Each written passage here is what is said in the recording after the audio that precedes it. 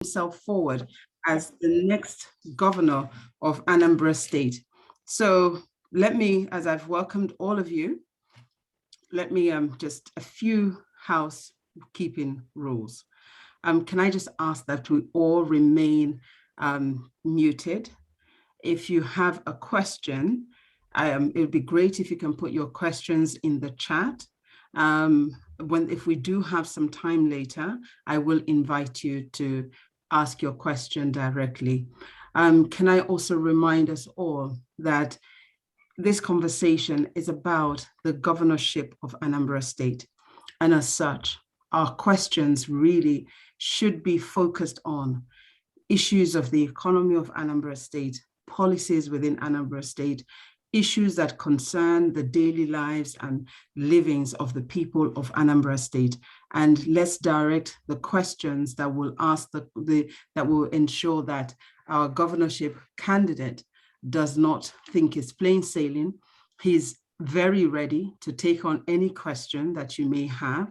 So I do look forward to questions being asked to him with regards to your areas of concern, with regards to where you want to see improvements in Anambra State. I must crave your indulgence. Can we not do personal tonight, but can we please focus on policy? Let's focus on the important and most crucial things concerning Anambra State. Thank you all so much for being here. We appreciate your time, and we will ensure that we stay within the time that has been given to us. So I look forward to hearing the questions that you all are going to present to, are going to ask to our honorable tonight. And let me also say, of course, you know, wherever you're all at, normally, if we were gathered in a hall, I would say if you need to use, you know, your bathroom, it's in your home. So please use yours for tonight. And let's be sure that we switch off our cameras and mute ourselves whilst we're doing that. If you feel the need for a drink, pop into your fridge and help yourself to whatever you have available there. And on that note, I welcome every single one of you once again to this conversation.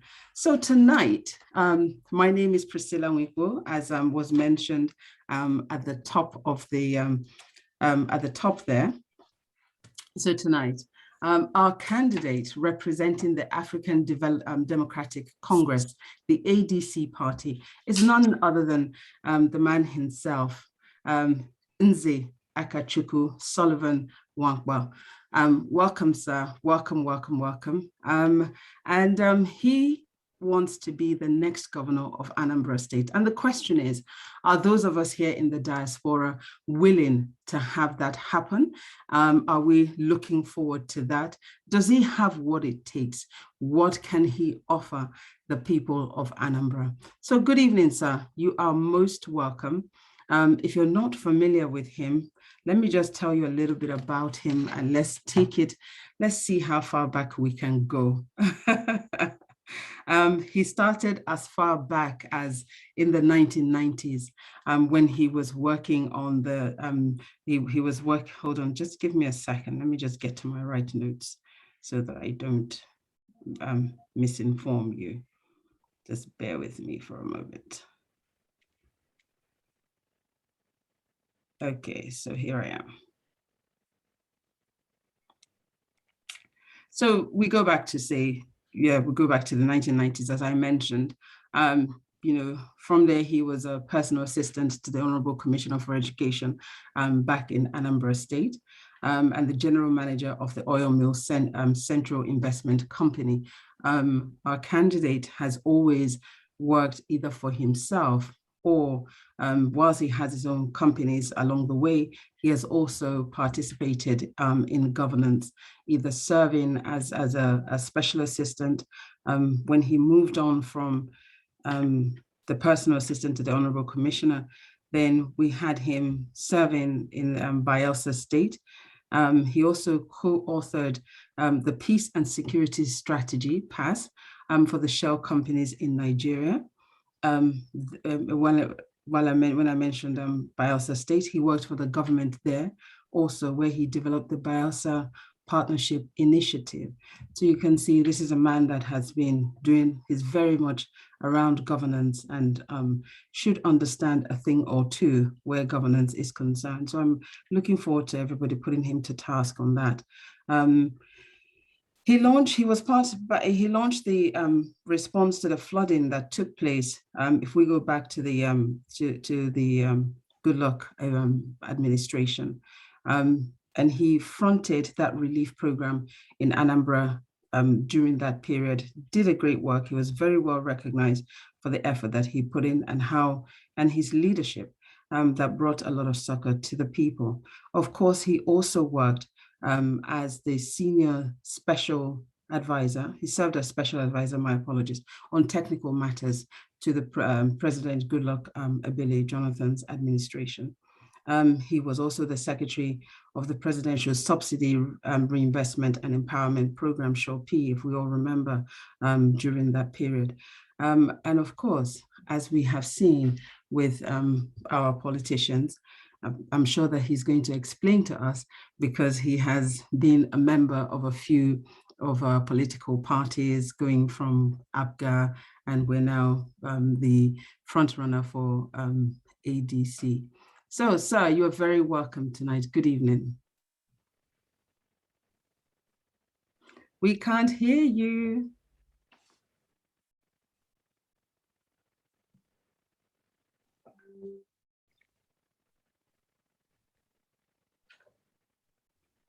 We can't hear you, sir. Mark, I hope you are not blocking everybody. So no, yes, no. I'm trying to. Sullivan. He's coming now. Don't worry.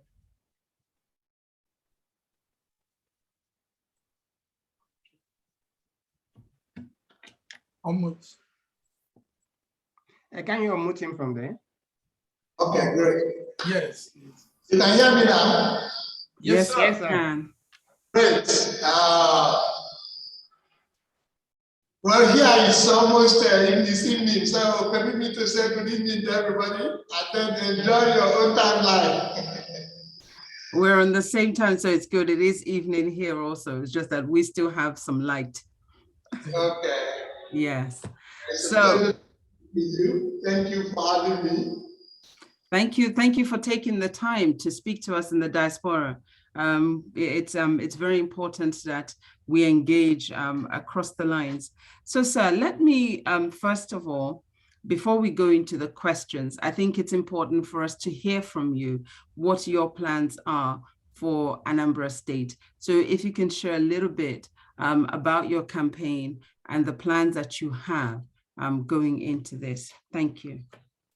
Okay, well, for me, I have summarized everything I think of Anambra State as we need to transform the people to transform the state. It's just a single sentence.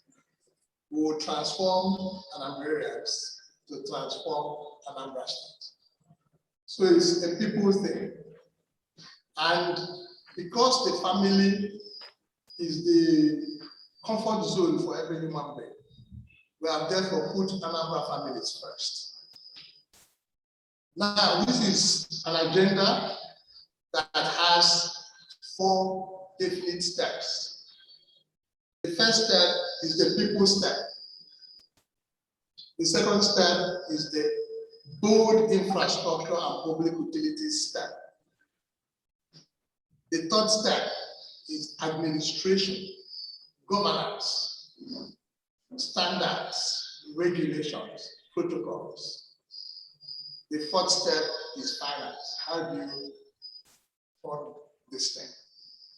So we take you back to, in the order of dealing with it, you might say get administration set up so you can deal with every other thing, because that's the control parameter. But in the protocol of what you desire, what is the uppermost in your mind, the people.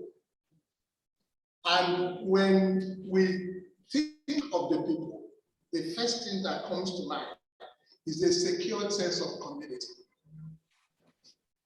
When I decided that I was going to get involved again with Anambra State, after 7 years of reflection, I decided to come back home, get to my village, remove all pretenses to importance, and just strike myself bare to becoming one person in the village.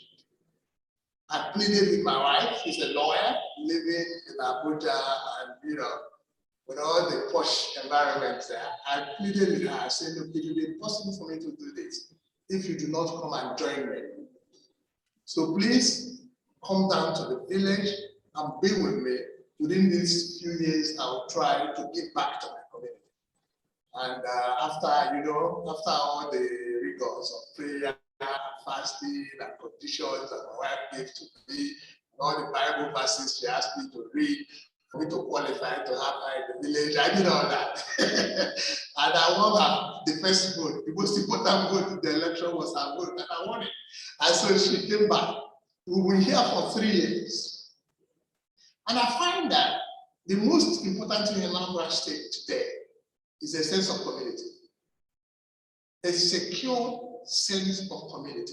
That when you are in this space, your life is not threatened, your property is not threatened, your dreams are not threatened, you can wake up and live with hope. So we need to deal with that. Now, the next thing is an educated population. So once people are secure, and within that secure sense of community, I will discuss the elements that go to it. Then we now come to an educated population. A population that understands information for living. Education is not just school. Education is information that you use to deal with your environment so you can survive. Now, the next thing is healthy population. A population that is able to get up and do the things they've planned because their body system is working. They will have an economically viable population, economic welfare. So when we deal with people, we deal with the sense of community, we deal with education, we deal with health, and we deal with economic welfare. Under the sense of secure community, the first principle is security. Now, if you come into Anambra State now, in all communities, you see people doing extremely crazy stuff. I'm from Okija, and one day we woke up here, some bunch of young people had gone to another person's compound, killed the guy, and before the grandmother, severed his head with a knife. Now, you find things like that going on all over the place. People just think that they can get up, walk across to the next guy, and just kill him, and there's no accountability. So for me, in Anambra State, I have looked at 3 elements of insecurity. The first one is, the usual things, you keep your property, somebody steals it. These are regular stuff that we see, battering at home, with ambition, people, regular stealing and all that. Intelligence and police can deal with that. That is what our society is structured to solve on a day-to-day basis. So I will just address the responsible structure for policing. And part of that structure will include having in every police station a magistrate.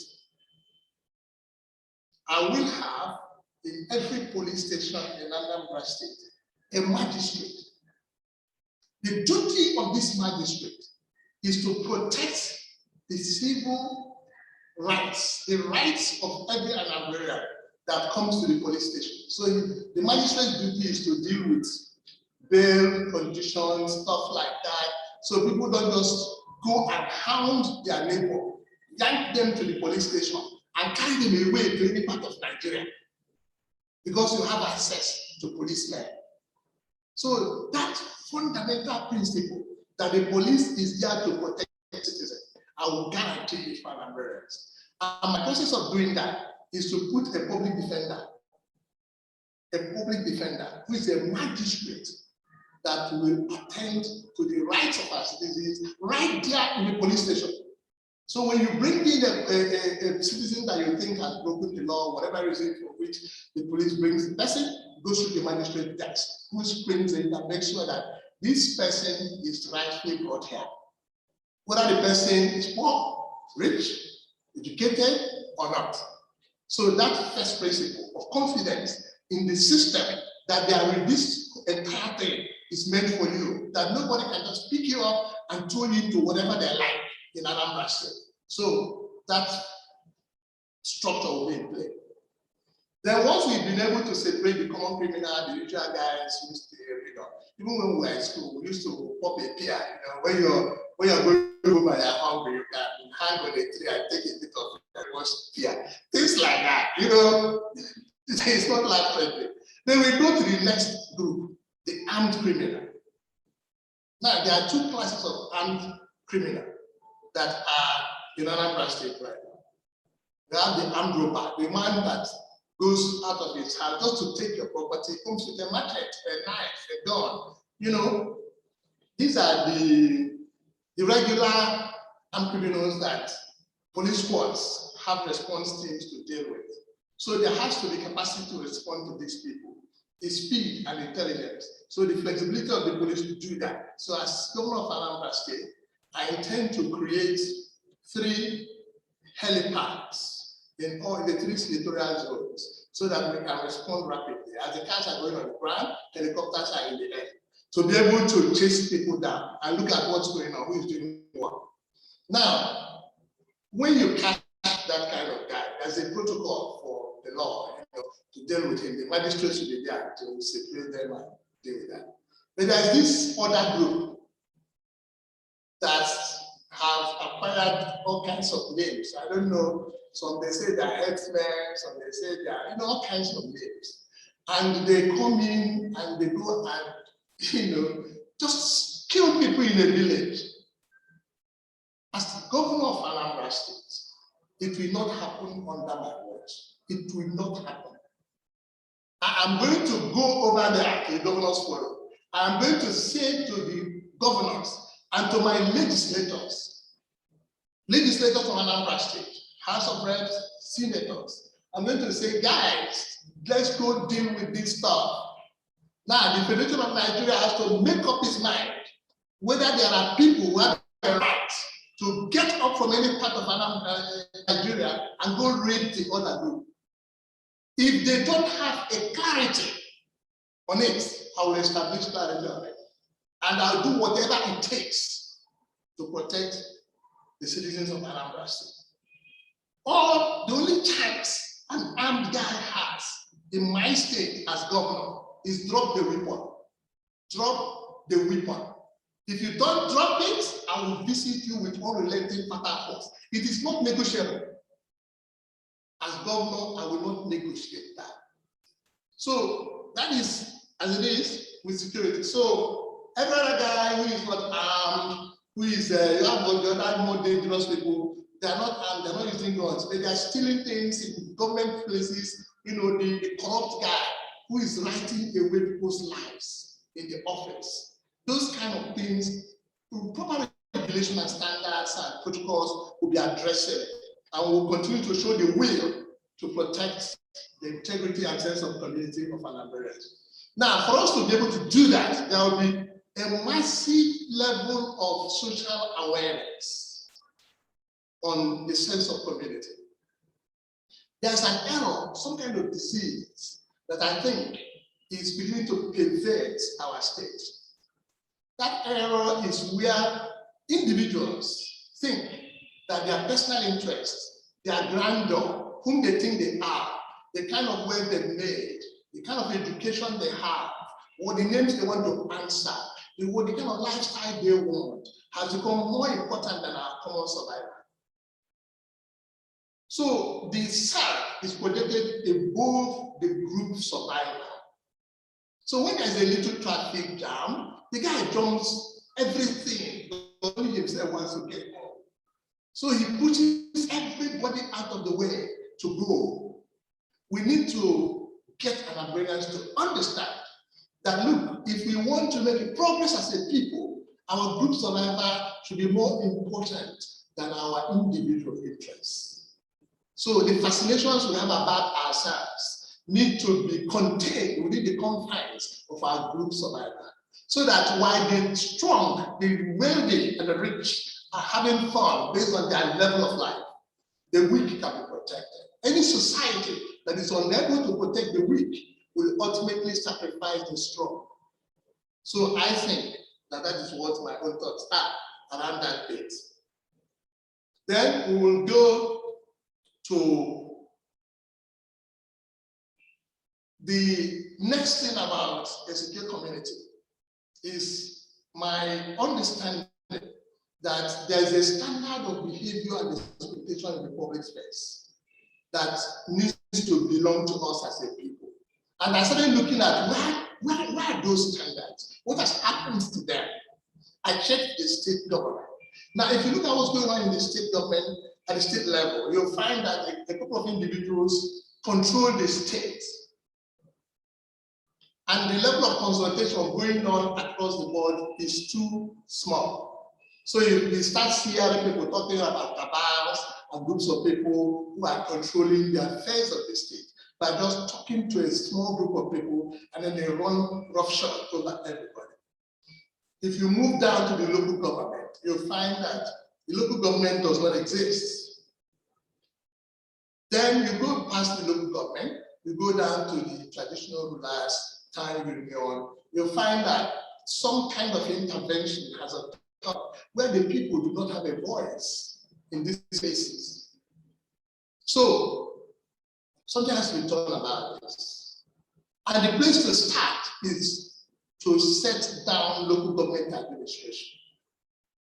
Now, it is not going to be the governor's responsibility to put in place local government leaders. That is not the business of the governor.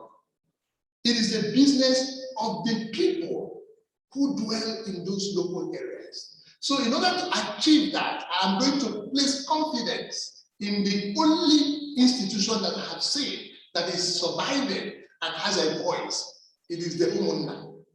I believe that the Umunna we can do right now. And they are there, they are organized, they have succession principles are clear. If you are going to hold your fork, you cannot grab it by your own strength. Natural selection puts you there. And it is a symbol of truth. You may be weak, you may be old, you may be, whatever it is, but you can't take it by your own strength. And every woman knows that your fork belongs to the opera. And who becomes the opera, you cannot decide it.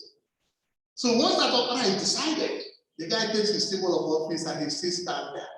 Then the woman will sit together and they elect the new people who will work with the opera. They call the chairman, secretary, whatever new name they give them. But it's democratic. You cannot bribe your way through it. It is the only election I have seen going on in Anambra State that nobody can bribe their way through. And once they elect that leader cannot be insulted by any member of the family. Nobody can do that. Nobody can stand up and the chairman and secretary of Umunna is sitting there and then you come and abuse him before the Umunna. They will take you apart. And once they have reached a decision, they protect it. So I expect this unit to have taken pains in the past 3 years, spent a lot of resources to identify every Umunna in Anambra State. I have the name of every Ofo in Anambra State. I have it. I know where they are. I know the number they are. And I have asked my party to organize itself down to that level so that we can have officer in charge of Umunna affairs. One of the things I've been looking forward to as governor is to have, I was talking of a ministry of Umunna affairs. Some people think, no, you should do a bureau of Umunna affairs in the governor's office so it's more efficient. For me, I like that. Whatever that works, we can now have it as a fundamental element of governance. So I can have a direct connect to the Umunna. And it is from that nexus that we start talking about local government election. Their ability to participate in the local government election and select the people that they will hold accountable. So immediately I become governor, the first step in this secure sense of community in Anambra State local government election. It is irresponsible to even try to govern for 1 day, for 1 week, when you have not put down local administration, when you have not put down the capacity to tap into the society that you want to govern and know who died today, what killed him, where is an infection, where has something gone wrong, there's no statistics, nothing. And these statistics can only be picked by the local government administration. It is at that level that you collect the information that percolates to the state level and then review that. So I'll address that instant. It is the first line of business. But to be able to do that effectively, you must organize your own and to own it. They must own it because every polling unit in the state is located within the kindred zone. They can control this protocol and they should be able to control it. So as governor, I will encourage them. I will push a process where they negotiate with themselves and reach an agreement as to who is running where and what they want. So once they've got these people elected, the next thing that is very critical is that the 30 legislators that will come from the 30 state assembly zones in Anambra State need independence. So the independence of the legislature is the next step. They should be able to come to the state house of assembly and make whatever laws. I'm not going to be afraid of them. I'm going to sit as governor and relate with them. Now, you need our legislature to be free and therefore accountable. Now, when you have that system in play and you have the local government administration in play, then as governor, I will sit back and work with to set up my ministries. And the issue of ministries and all those kind of things has to do with standards, regulations, things like that have been thrown overboard. So they need to bring all those stuff back. And then affect the ministries, remove all there are too many agencies that are running into each other. So you need to sort out the ministries and make sure that the lines are clear, responsibilities are clear. So when a commissioner steps in front of me, I want to be clear about what I'm expecting from the guy. And I will, in that direction, once you set up that structure, then you're ready. So you have the legislative, the judiciary is in play, the local government is in play, the state assembly is in play, the governor is in situ. And then you can now begin to work a sense of belonging, responsible citizenship. So people have to understand what their duty is as citizens and their rights and open access to information for them to be able to address that. So that's a lot of initial work that might take us about 6 months to a year so that we have the system is now ready to do the business of governance. While that's going on, I'll put together a team on education. Now, today's education has to do with numeracy, the ability to manage time, space, and dynamics, the ability to deal with your environment, with space, with time, with relationships, with variables that interface with you as you move in the world. That set of competence has been called numerate capacities. Now, numeracy is lacking in our education. Our education is too literate. People, speak with English, different languages. Literacy is the ability to communicate, write, and explain yourself in different languages. But solving life problems has to do with your numeric skills. So I find that our education is heavily lacking in numeracy, and we need to attack that. It is that absence of numeracy that makes, if you walk into a ministry, you find that the ministry is dirty. A ministry, maybe the Ministry of Health, from their gate, is sloppy, is dirty. The dustbin is littering everywhere. Offices have broken seats. Windows are dusty. unclean, things are completely upside down. Walls are dirty with fingerprints on it. Is absence of numeracy. People adapt themselves to non-functional environment. They adapt themselves to things that don't help to promote the fundamentals of living. So our education needs to switch so that people become numerate, more numerate than they are literate. So things like technology, computing, craftsmanship, technical skills, ability to fix something, fiddle centers. You see, our children just don't have fiddle centers. There's no place where the children try to work their own imagination, where they build something, where they can fiddle with things. Our education has left the horizon where we give our children the opportunity to really, really dream and break new levels. So I will try to deal with that. And I'm hoping that in trying to deal with that, I'm going to promote the creation of fiddle centers across Anambra State. There are a lot of town halls, if you go to parishes, the churches build a lot of buildings, that they don't use. You come into these buildings, they are dusty, they don't use them. Have town halls, a lot of structures all over the place that people are not using. So it's not a matter of structures, it's a matter of functionality.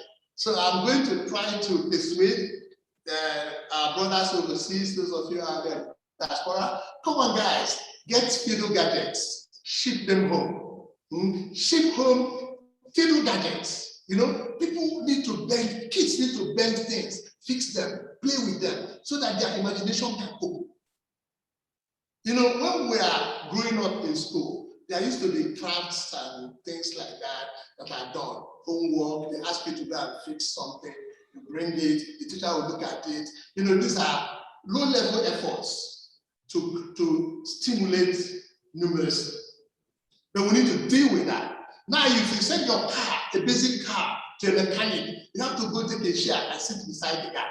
You won't have anything to do that day because you're afraid he's going to just bring out, when they bring out an instrument, they take a plier and go to lose something that they should use a spanner to do. His absence of, the numerate skills are lacking. So we need to promote that. We need to bring back people to instrumentation, to fiddle capacity, to things like that. So how that will work, I'm hoping to sit back. I have a group of guys who are helping me on the side, thinking through the basic elements, and we're going to work through that. So our education, we promote technology, technical competencies. The ability to supply a whole range of competent people across Nigeria is huge. We can export labor if you teach them. Something like basic keyboard skills. When I got back in here 3 years ago, I needed a typist, someone who can do word processing. I was setting up big data, collecting information on the state of roads across the entire Anambra State. I was paying people to go around every ward, which roads are not constructed, what's the distance, things like that. I need people to do this thing. And you can't find someone in my town who could type a page and you don't have 20 errors inside. So basic word processing. We need to deal with that. We need to deal with the capacity for people to raise PowerPoint. Basic tools of today's world needs to be worked on. So our education will address that. I also think that education for living should address money sense. We're money people. We trade, we move money. And our younger population are beginning to lose money sense. So you find somebody who will come to your house because you are his uncle. He just asks you for money. He has not offered you any value. They have lost a sense of what money is. Money is a vehicle of value. So if you want money from me, offer something. Before, we used to go wash cars for our uncles. Do something, pretend to be washing his car, and bring bucket and be doing something. When the uncle comes, he says, "You're washing my car." I say, "Yes, uncle, I'm washing your car." And then you say, okay, wash it well and take brush, go under the district. You will be doing that and sweating. Then after a while, you say, okay, stop, let my driver complete it. He said, oh, yeah, how are you? I need money for my size group. Tomorrow I'll come and wash the car for you. You know, so there has to be something on fire. Now, these guys just walk up to you and tell you to bring money. And get very angry that you don't bring it. For what? The guy has offered you nothing. And you find people who now walk around Anambra State and offer nothing and say they are rich. If you ask them, what the hell are you doing? You can't make sense out of it. So the sense of money needs to be readdressed.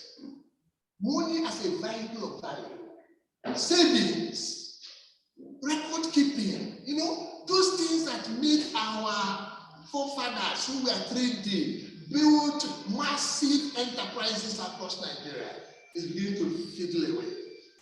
So we need to, in our education, also content, deal with that. Okay, let me leave the area of education and move to health. Thank you, sir. Now, can I ask you, sir, if we can try and round it up and say about another 5 minutes, because I want to be able to give everybody sufficient time to ask the right question. Okay, so we roll with health. The basic element of health for us here first is skills. And we have, from what I hear in the diaspora, we have over 5,000 doctors and medical professionals of Anambra region. So how do we tap into these competencies and help us here? So I think that we'll have to use remote technology so that they can, when they close, they can train nurses here. We can go to centers where someone in the UK can train them on modern skills. If you go to our hospitals, the problem is not that there's no space, a bed or something there, but they just kill you before you get to the bed. You know, to extract blood from their body, they will literally shred their body. Then injection, so competence, you know, basic competence. So we need to invest in the mid-scale capacities. And then, so that when equipment are provided, when structures are built, they can be maintained and used by knowledgeable people. So for me, I think that I'll start first by building that competence. The structures and the systems are fine. I'll paint them up, keep them clean, and bring the equipment. But the more important thing is to bring the people who have competence to do that. And it's not just the top range doctors. You know, some of the doctors are really challenging to deal with, but they are up there. But we need the mid-level, the nurses, the hospital attendants, the hospital administrators. So after dealing with that, then we can look at whether we do health insurance and, you know, whatever process that we think will work for us. Economic welfare for the people. Economic welfare for me will be at 2 levels. First, industrialization. Now, there are people who are here who have been invested in this Anambra State. They have been here 20 years, 30 years. They are here with us, trying to make something out of this place. So I intend to work with these guys. I want to bring together everybody who is already invested in Anambra State and work with them to sit a board, which I'll put a ministry under, the Ministry of Industrial Development. And I'll follow the guideline of these people. They will interview the commissioner, the directors that will be in this ministry. They will pick the people and they will talk with me from the experience they've had working in Anambra State for over 30 years, 20 years, 2 years. People like people say, there's this other guy who built a hotel here for over 20, 30 years and he's talking of selling it. You know, what is the problem? So I will need to talk with these people and then understand what needs to be done. And I will follow them absolutely. With the guidance from professionals, of course, from different hemispheres who can help. Then the next level is the mid-level, you know, productive unit. The capacity of the Anambra area to produce something. We've done some experiments, you know, both in my household here, where my wife, as part of her own interaction with me, she's producing okuma, packaging okuma. Now find out that okuma sells. And we checked and said, why is that? We find there's a biogenic that it picks up. And this thing, the raw material is picked out of Niger State. So you can package it. You go to Niger State, you get the experts, make them to process the thing within the first 3 days of collecting the fruits. So it will miss the biogenics will not attack it. And the oil that comes out endures for over 7 years. So they now package it. So I find that with that kind of experimentation, I can create mid-level support for Anambra families to have things, small production centers of 10, 15 persons, 20 persons. And instead of pushing them all the way into agriculture, I would say, guys, leave this subsistence agriculture. Let the big boys go and take the land, the one that we have available for agriculture. I don't know how much land we have as Anambrians, but we will try and get them the big spaces that are there, the big players that can take that land. But I will take money and go across to states that have established agricultural population and go into production contracts with them. So they bring me raw material for me to pursue the mid-level packaging, food shredding, food frying, food anything, you know, that they can, all kinds of chemicals they can produce at mid-level, I will push it. So for that to happen, you need to create access to capital. And that access to capital cannot come without domestic savings. Domestic savings and development banking is the only way to go about it. And then to have fundamental assets underneath. So the details of which I'll deal with at the level of finance. So once we've gotten this thinking going, running side by side that is infrastructure, the big play, we need to open up Anambra State. And I've looked at the corridors that you can use to do that. So I find that if you take off from Abuja and you move to Amoda, it's an old corridor. It's an old federal government corridor. That corridor is open. It can take, you know, you have this 7 meter, a dual carriageway is 7 meters with a median lane that can take about maybe a meter and all that. So once you are able to wipe out the indiscipline in that corridor so that you can have the open corridor available to you, you can create a dual carriageway from Abuja to Amoda. You can take another one from Upper Junction to Uga. These are not a lot. It's like 7 kilometers. If you take if you go from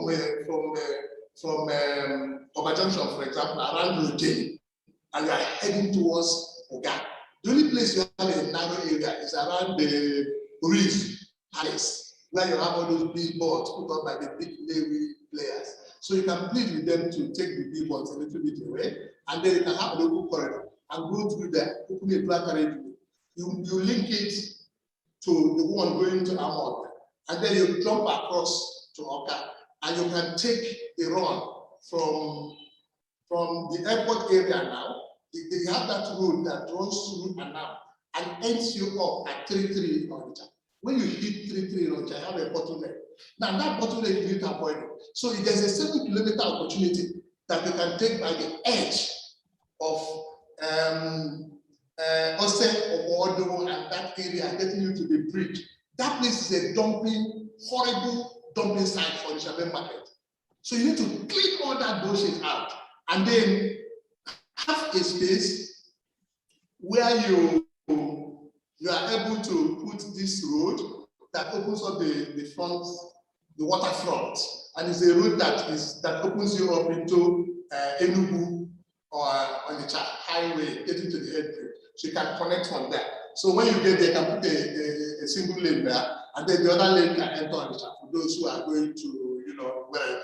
So if they want to go and they come out there, they can come out to Atani, and Atani Junction, you know, there's that junction, and then you have another dual pushing all the way to Obaru and connecting you to Ihala and opening you up to that horizon. Then you can tap into the second Niger bridge. So once you have that ventilation, you know, the ability to open the space, then you can go. That opening is the thing that should occupy us to be able to let economic activity, people run through the state more effectively, and transport in the bus services, you know, train services, you know, to get the space open for public transportation. And you can then work with the big owners of public transport You don't have to come and build the buses yourself. No, you can work with the Chukwus of this world, the Chukwus of this world, so they can come and sit down with you and create internal transportation. But you have to open up the corridor for this to happen.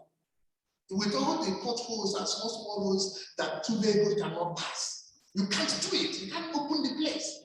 So you need to do that. Then you move to power. The issue of power, we have two opportunities. We have the Oji River. The old Oji River space is still there with its coal. It's just sitting there. And the clean coal technology is available to us. It's something that is still there. So the clean coal technology can come from there. Then you have gas coming from the water axis, which you can drop gas in through the river bank, the Niger, and come close to Abuja, and then move on before the gas can come surface. So now, those are the two opportunities. But for you to really use it, you have to make electricity viable in Anambra State. We're a population that can pay for light. If you can't pay for light, investors will not come. And I'm not going to, as governor, go and build the thing. No, I won't do that. I'm not going to use the money and start building and paying for the light. No, I'm not going to do that. What I will do as governor is that I will enable an investor, an Anambra investor, to build metering capacity. And I will work with distribution companies to put these meters in people's homes, just put them there. And then pay as you go. You take the money of the meter from the bill, add it there, and make sure that it's done properly, so nobody's stealing the others. But once you can see the viability, the amount of money Nigerians are willing to pay you for light, then you open the door for investors. So our place has to be a destination for a power investor. And they have opportunity to generate power from clean coal technology that can come all the way from Oji. The corridor is still there, and then you can do gas from the other side. You can then support it by interacting with all the big boys who are looking for something to do with solar energy as support things like street lights, and I can work with those kind of things. Small support for schools can run on solar and things like that can happen. But the main push of bringing power into Anambra State so that industry can cope needs to be addressed. Well, I don't know. I've taken a bit of their time, but if you believe me, I will go to money. I want to go to money. Where are you going to get money to do all these things? What I'm going to do, I'm going to pause you for a minute because you've told us so much. And then when I come back to you, you will then tell us about money and what is left. I'll give you 10 minutes then. The reason why I want to do that, ladies and gentlemen, is because I really need us all to begin to think of our questions. Our Honorable wants to become the next governor of Anambra State, and he has told us, my goodness, I've been making notes. I need to see the questions, please, in the chats. I need to see the hands up. Let us not allow him to just tell us. It sounds great. I see a few of you clapping, when he's making some points. It sounds all fantastic, but we must take him to task on these issues that he has mentioned. So I would like to see, please, some questions in our chat room here so that we can pick that up and deal with. But before we do that, let me and permit me, my sincerest apologies if I'm going back to front, but just permit me for a moment. Let us hear from, of course, we're going to hear from the party, because I don't think a lot of us are familiar with the party, those of us here in the diaspora. And let me say that I believe there are 18 candidates representing 18 different parties in Anambra State, wanting to, they all have their governorship aspirants. So that's a lot of people vying for one position. So it's important for us to understand and also hear what the party that are giving him, their flag. He's the flag bearer of the party. We need to know what they're about, what they stand for, and what they are saying. And so on that note, I'm going to just take us very quickly to Honorable Kenneth Bandi. He's the Deputy National Chairman of the Diaspora ADC Party of Nigeria. So Honorable Kenneth, I'm coming to you now. So sir, if I may ask of you, perhaps you may want to get some water as you get yourself ready, our aspirant, as you get yourself ready, because the questions are coming and I'm looking forward to them. I have a few for you myself. So let me come to Honorable Bandi now. Honorable Bandi, please take it away. Thank you, Priscilla. I hope you can hear me. If you can hear me, give me a thumb up. Yeah, fantastic. You've been doing a very, very great, marvelous job. Of course, you're always delivering as usual. Before I, just like you rightly said, it's been a very captivating evening, having the opportunity to have the next governor of Anambra State addressing us. First, I want to say thank you to my distinguished national chairman of ADC, Chief Raf Okemusu, who has been also here since and monitoring us, and you can see him waving there, taking notes and nodding his head as the next governor of Anambra State, go through his manifesto. I also want to say welcome His Excellency, the next governor of Anambra State, which I'm bold to say, which is going to be produced by ADC. I want to say distinguished ADC members in the diaspora and the global ADC ESCO. I say thank you for coming out, to listen to this. The Anambarians in diaspora and my compatriots, thank you for joining this unique event of the African Democratic Congress Diaspora Network, which is the diaspora arm of the ADC, like I rightly said. ADCDN, which is the 7th geopolitical zone of ADC, is the first, I repeat, is the first Nigerian-based party brought to life by ADC leadership under the visionary leadership of Chief Raf Okemusu to enable the political parties via the ADC Diaspora Network harvest the rich experiences and exposure of Nigerians living abroad for the development of Nigeria. ADC Diaspora Network is an umbrella for five continental arms of ADC, namely Africa, Americas, Asia, Middle East, Europe, Oceania, and Pacific region. The goal, like the moderator wants to say, the goal of ADCDN is to help rejigging our democracy and our country, joining hands with patriots at home to engage in the most fundamental aspect of democratic system, including, but not limited to party building, creating enduring philosophy, values and strategies, good governance and leadership, accountability, and this is where ADCDN will bring value to Nigerian political forces. That's why it's very important for us that, like the moderator said, that we have our questions ready. We want to not give our governor to be a safe passage, but to tell us, to convince us what is going to do for the diaspora. And I'm sure that this is an opportunity of which diasporas need and to put hands together.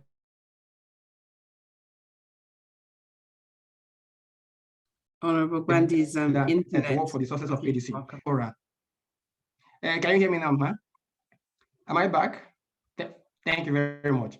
I was just saying that the Diaspora Network of ADC will mobilize not only the ADC members in diaspora, but all diaspora for obvious reasons. First, a success story in Anambra pool is also a diaspora success story, which will open up a floodgate for ADC and diaspora direct participation in Nigerian politics.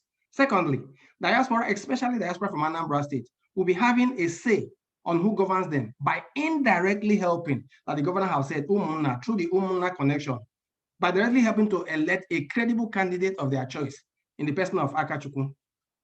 Thirdly, the Anambra diaspora will fully be represented in an ADC-led government, both at local, state, and federal levels, starting with Anambra State. That's why it's very, very important that the success in Anambra State is going to open up a gate for the diaspora. So without taking so much time, moderator, on behalf of the ADC Diaspora Network, we are privileged to facilitate this unique dialogue with the Anambra Indigenous diaspora. And we welcome His Excellency to this Diaspora Network and hope that we'll have a flood of questions to answer all the questions that His Excellency is going to, the moderator is going to put to the Excellency. Thank you, Priscilla, for doing a very wonderful job. Thank you. Let's continue to enjoy the governor as the governor to be. I'll say we decide to listen to him. I love your confidence. Thank you so much, Honorable Bandi. Thank you so very much. Okay, so as I said, we need to hear a little bit about the political party. There are 18 candidates running from 18 different political parties. We know what the two main ones are. We've heard of some other fringe parties, but this is the party it is that promises to do things differently. So we need to hear from them. And the other question is, do we agree with what they are promising? So we have tonight with us as has been mentioned already, the national chairman for the ADC political party of Nigeria.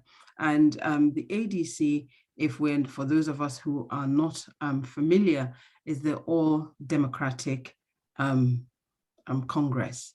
So let us hear from our chairman what he has to say, what the party is about, what they represent, what they're likely to do.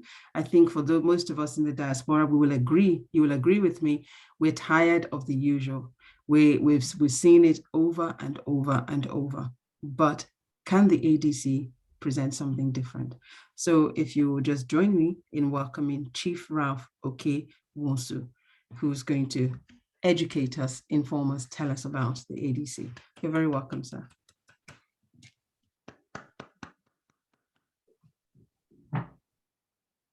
We can't hear you. Let's do that. I think he stepped out because his number is 6ME1, and I can see his picture just vanished. And so Oh, so he's not there at the minute. Are we able Yes, to? I think he's not there at the minute. okay, probably we continue, and Okay, so in that case, all right, no problem. Let us we will continue. So what I will then do is let me just recap for those who came in whilst His Excellency was speaking and you missed some of what he had to say. So I'm just going to do a very quick recap. So his campaign is, you know, his campaign, the title of his campaign is The Family First. And within the family first, you know, he's rooting everything on the family. He's a family man himself of not only children, but also grandchildren. He mentioned his wife there, who's a lawyer. They've been married for many years. And so he had spoken to us about the different things that he wants to do. Security was the first thing he spoke to us about, and the fact that he's going to provide at the police station a magistrate, and the role of the magistrate is that when you know we have this culture of just arresting somebody because they said something you didn't like and take them to the police station and they can be locked up for days and all of that. So he wants to have a magistrate there that will be able to attend to the matter immediately and see to it that people are those who are supposed to be in custody should be in custody, and those who should not be in custody unnecessarily should not be there. So he's going to provide that. He wants to deal with security.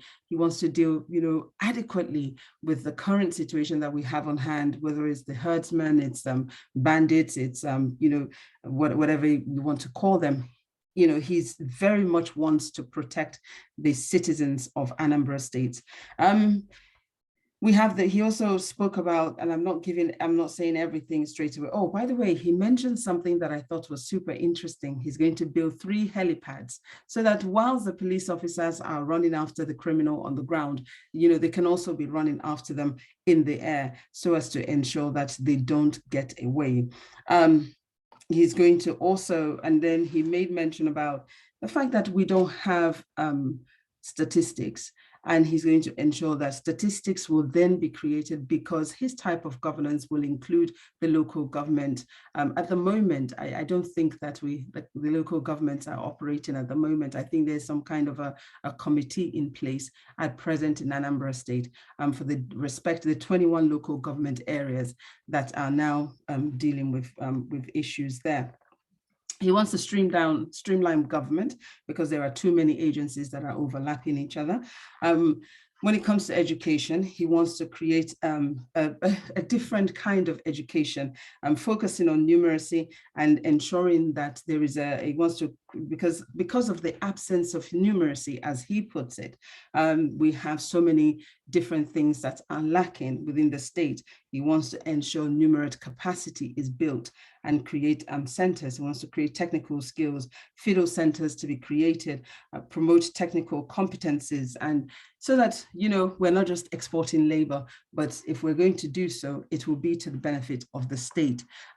He speaks about the fact that he's been living, you know, took himself back to the village and began to do a lot of work. He has told us of, you know, sending out people to check out the different roads that exist in Anambra State, which one needs fixing. And that's why he was very able to tell us, if you notice how he was describing the different roads that he wanted to build and how it will link the city and how it will be able to, you know, ensure better economic development. And that's because he's been there. He has done the groundwork, walking around Anambra State and seeing where the need is and what he can do. He spoke about health and the basic skills that, you know, will be required, and the lack of competency and how that will be brought in. Economic welfare, spoke about industrialization, the need for it, creating a mid-level support for smaller productions within the state, production centers, and also creating an access to capital, domestic savings and development banks. That I've mentioned about the infrastructure, talked about transportation, buses and train services that will be available, spoke about electricity and how he was going to make that viable and available to all Anambarians. And that was where we paused because he had to have a drink of water. So we come back to you now, sir. If you may please continue. Once again, ladies and gentlemen, please join me. Let's welcome the governorship aspirant for the ADC party, Honorable Akachukwu Sullivan Nwankpo. Sir, you're welcome once again. Please, if you may conclude for us, and then we will commence with our questions.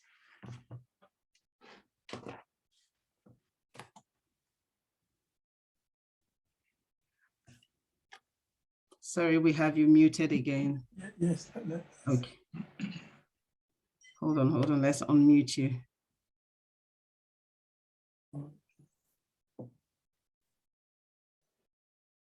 Okay, great. So you're hearing me now? Yes. Hello? Yes, we can hear you. Go ahead, sir. Great. So I think it's questions, right? So you wanted to conclude. I asked you to hold because you wanted to tell us about money. Okay, great. Now, you see, when you talk about all the things you are going to do, you need to say where you're going to get the money from. You know? Oh, that's coming in the questions, but you told us just before our break there that you were going to tell us about money. Yeah, about money, yes. It's my favorite topic, actually, because I find that in Anambra State, we have huge array of wasting assets. Most of you in the diaspora, you come home and you build a large, lovely home in your village, and then it just sits there. You know, millions and millions all over Anambra State. Our brothers and sisters build a lot of homes, but these homes are not bankable assets. They're just sitting there. So in my moving around Anambra State, I find that this is huge wealth wasted. So I ask myself, how am I going to bring this whole of these assets into the Anambra economy? How do I do that? Now, even though the land use decree and land laws are definite about what to do with developed property, certificate of occupancy, and all that, I've asked some of the brilliant lawyers that I work with to have a window into this law, a creative window into this law, so that I'll be able to issue a new document that makes every property in Anambra State bankable. So we're thinking of a creative way without abusing the federal control of the land law, but at the same time,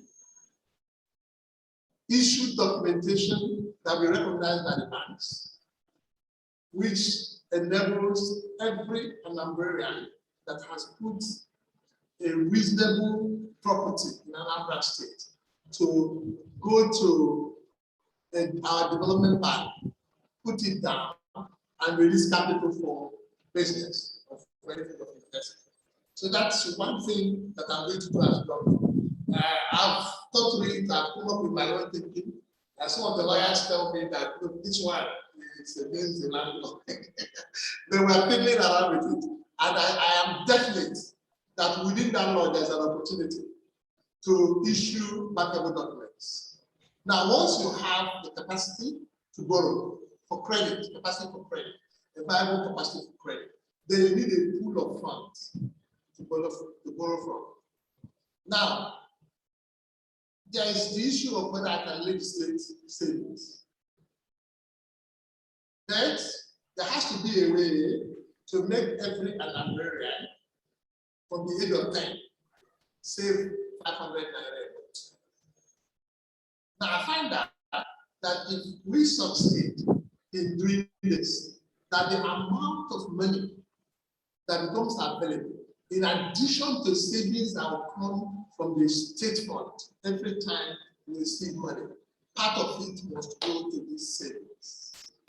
And that has to be negotiated with my assembly so that it becomes an automatic part of our budgeting process, that a certain amount of money automatically goes to our savings.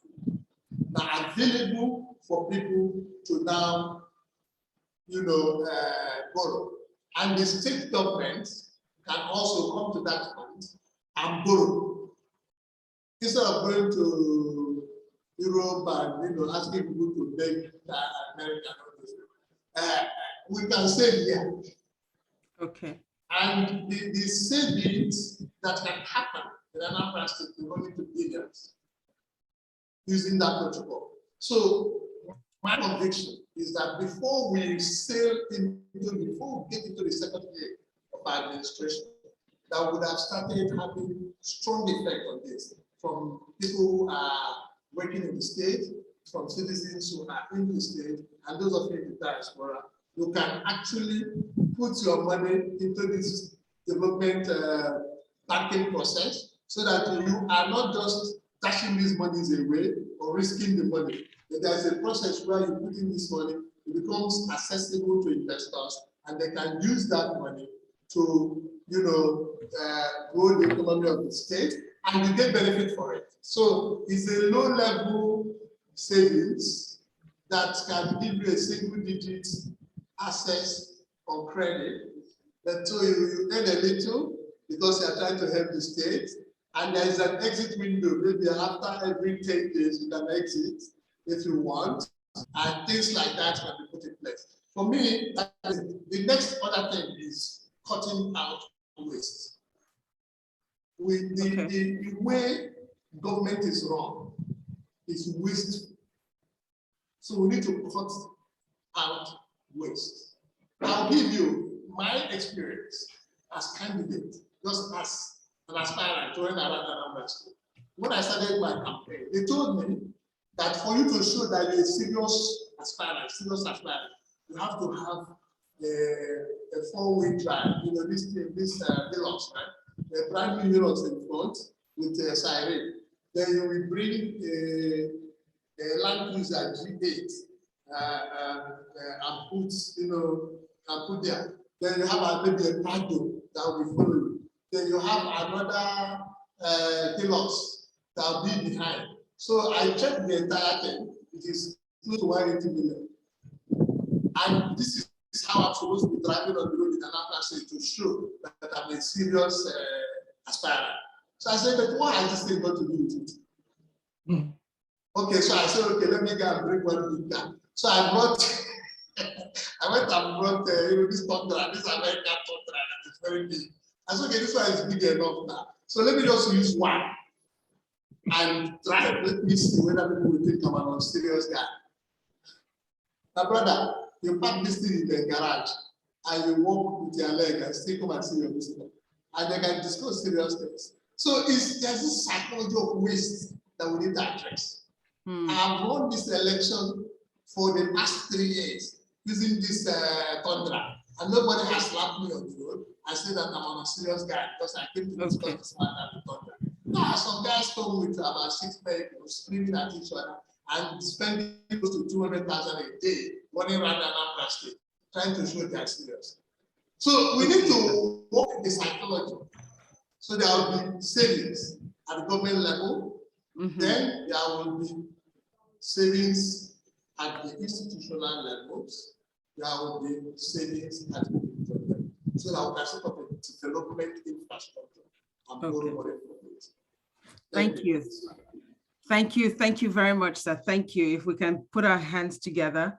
The Honorable has told us so much today. Thank you so much for your time, sir. Now, it's time for us to ask those very, very important questions. And I must say thank you to those of you who have had your hands up, patiently waiting for that moment where you can ask your question. And so the hand that I see up right now that has been hanging, been up there for a while. Please, moderator, can you just, the chairman is back. I sent you a text, probably you didn't see that. Can we give the chairman just a few minutes to address us before we pick up the question and answers? Thank you. Okay. I wasn't aware that he was back. So let's do that. Thank you so much for reminding me, sir. So ladies and gentlemen, please, as I made mention earlier, we have 18 political candidates who are, who have 18 governorship aspirants for one state. And that is Anambra State. And this election is taking place in November, 6th of November, if I'm not wrong.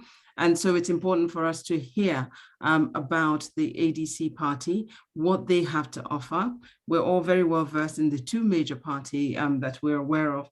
And so if you will please join me to welcome the chairman for the ADC party Nigeria, that will be the national chairman. Let's put our hands together and welcome Chief Ralph Oke-Wosu. Chief Ralph, you are welcome. Welcome, sir. Thank you very much, Priscilla. Our Chairman, Global Diaspora, I thank you for putting this together.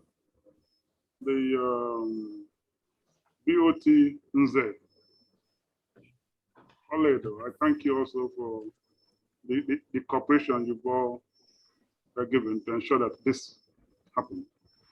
And then for our diaspora persons and His Excellency, I've listened carefully. I mean, even the first time I was connected, but I think there's equipment malfunction. That's why my picture couldn't be seen, or I wasn't able to talk. So I've been here for the last 1 hour, 18 minutes. I want to appreciate all of us. While the candidate was speaking, at the point I wanted us to, I wanted to help the moderator to pause, because before just for him to speak for about 20 or 30 minutes, so that every other thing will have to happen by when we ask questions, because he's too detailed in what he wants to do for Anambra State. I have tried to be a governor before, and what most people who run for elections, what they do, especially they chronicle some of the items they want to pursue, but they've not taken the effort to do a deep study of the implementation. I've gone, when this candidate showed up in ADC and during the screening, we were marveled by the detail, by the effort he's putting to ensure that, the trajectory he decided to take Anambra through, they all thought they're thorough. This is not just political rhetorics. Basically, I will also want you to note, it's African Democratic Congress, ADC, not all Democratic Congress, African Democratic Congress. Apologies, sir. African Democratic Congress, and if you were in Nigeria and you see two major parties and then other party, I will quarrel with you, but I will excuse you because you're in the diaspora. The African Democratic Congress is one of the parties that is doing the best for Nigeria, both in Nigeria and across the world. All the other parties, what they've been doing is disgrace. They've been creating culture. The culture in place. The culture in place now is rotten. But somehow, they have brought it to a level where, oh, this is how politics is played in Nigeria. And when we were constructing the ADC DN, we said there's some sophistication that all of you have seen in this developed country. Something made them to develop. It's not the kind of culture in Nigeria that made them to develop.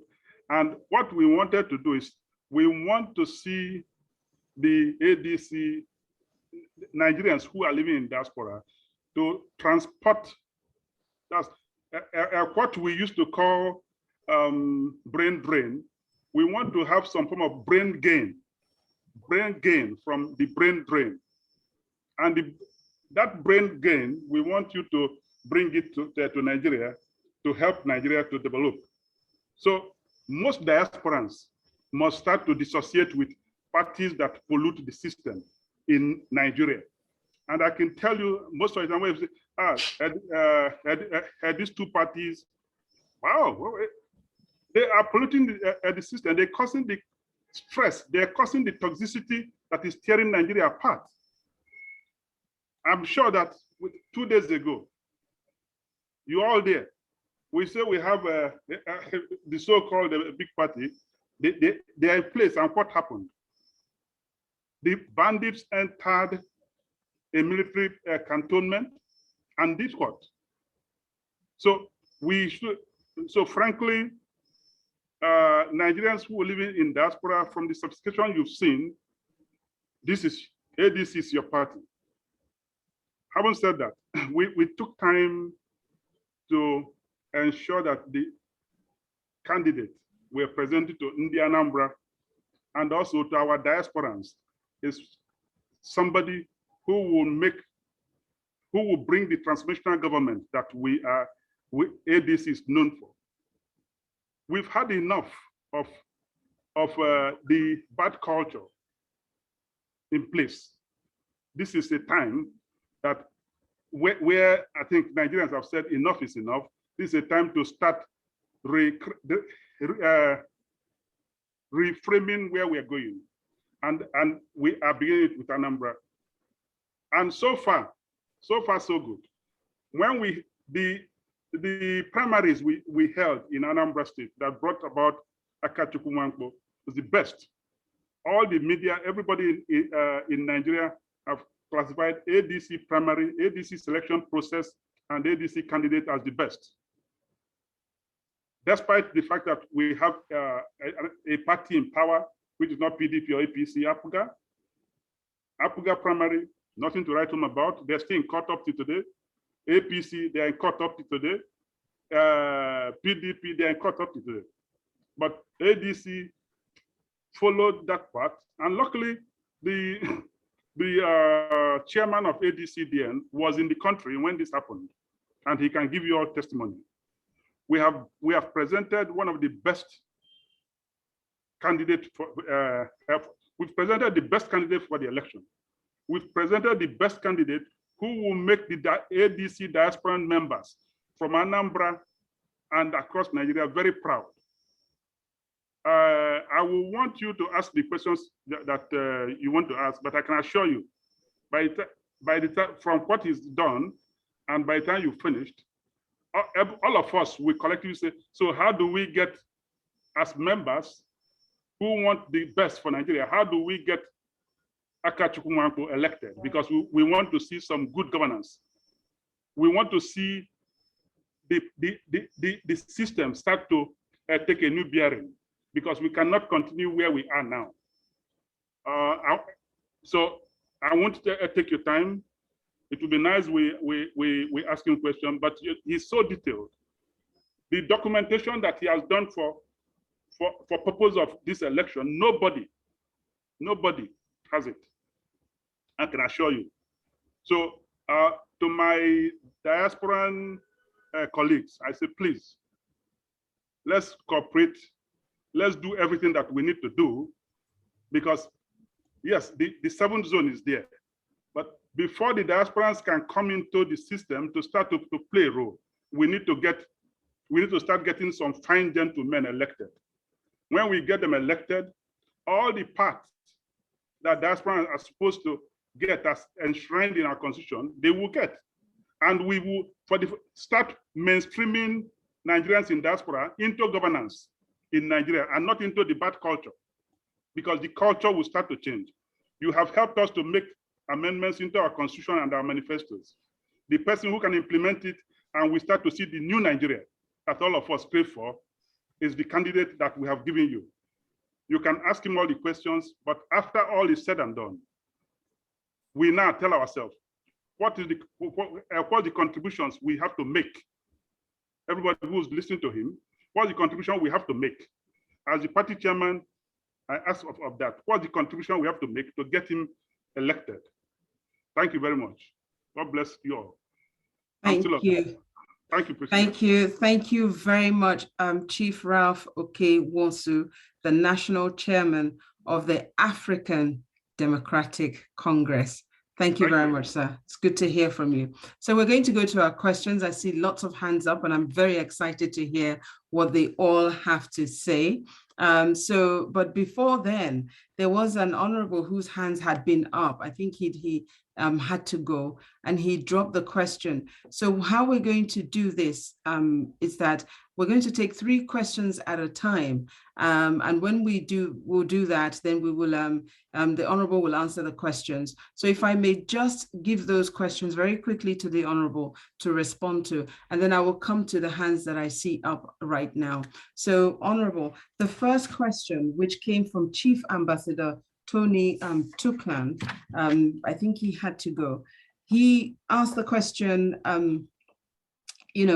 whether or not you had strong instruments to enhance a much greater cooperation with the neighboring Delta state, which is the nearest neighbor to Anambra State. And there was also a second question with regards to how you intend. I know you've spoken in depth and about education, but this question is, how do you intend to revitalize the educational system of Anambra State? So once again, let us welcome our Honorable, the governorship aspirant for the African Democratic Congress.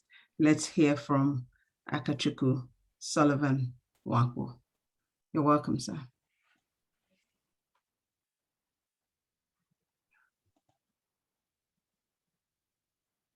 Can we unmute? Yes. Thank you very much.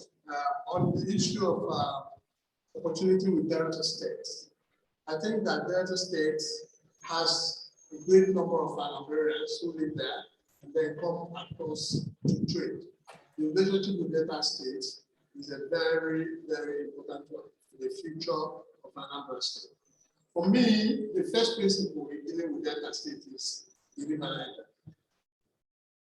I need to work with the Delta State government to explore the riverbank, to open up shuttle water transportation between Delta and Anambra State.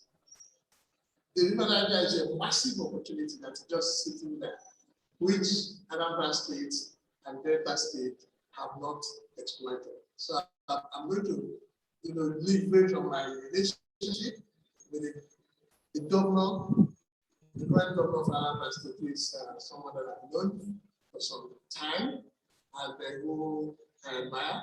I will leverage that relationship. Then the next thing that is very important is to tap into the ancestral linkage between the core occupants of Asaba and most of the Delta states, Delta communities that are close to Anambra State. Some of them have very old ancestral relationships with us, and we need to tie it into our cultural interplay so that we have better relationships.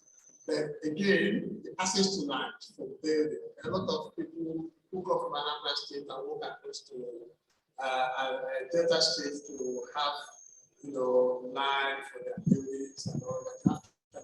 So I think that I will also work with the state government to see that when Anambra State people go over together, it's a friendly relationship. And we need to put that friendly relationship in the preparation of documentations and things that has to do with the rights of Anambra who are investing with them. So for me, it's three things. I have to explore the opportunity presented by the River Niger and all the belts, and then the trade that goes on, between the two states. Without and the cultural exchange that we can make. I know that the Delta Airport and the Anambra Airport will be in official competition, but Anambra Airport will grow into a regional hub that will not be in too much domestic competition with the Delta State Airport. I also do know that Delta State is another route, short route to the sea. There is a highway, specific highway that opens up between, that can take us faster to the sea. So the new port, there's a new port development which the Delta State government is doing. And I think that we will also look at how to use that opportunity to expand our capacity to go into regional trade and to move goods in and out of Anambra. Okay, and very briefly, because I know you're very detailed, sir, very briefly, because I know the gentlemen are also waiting patiently. How do you intend to revitalize education, the education system in Anambra State? The first is content. The structures that are there, while they are substandard, they will not be my first preoccupation. My first preoccupation is to move our education to technology. So I'll deal with content, I'll deal with parents working with their children so that we can put technology in their hands. For me, we're in an era where to read and write is not as important as to scroll, point, and click. Right, so I need to get our population to the technology. I need to take our education to the digital space so that children who should be more occupied with iPads, things like that, learning at that level, than for us to be rushing to, all these buildings. The buildings are there, the teachers are there, but really, I'm not going to occupy myself with that. I'll occupy myself with the digital space, big data space. That's it. Thank you. Thank you very much for that. So now let me come to our audience. Mr. CUG Mail, your hand has been up for quite some time. Sir, if you may please unmute yourself and ask your question. And let's try and keep it brief. Bearing in mind, time is short and others also want to participate. So sir, please take it away.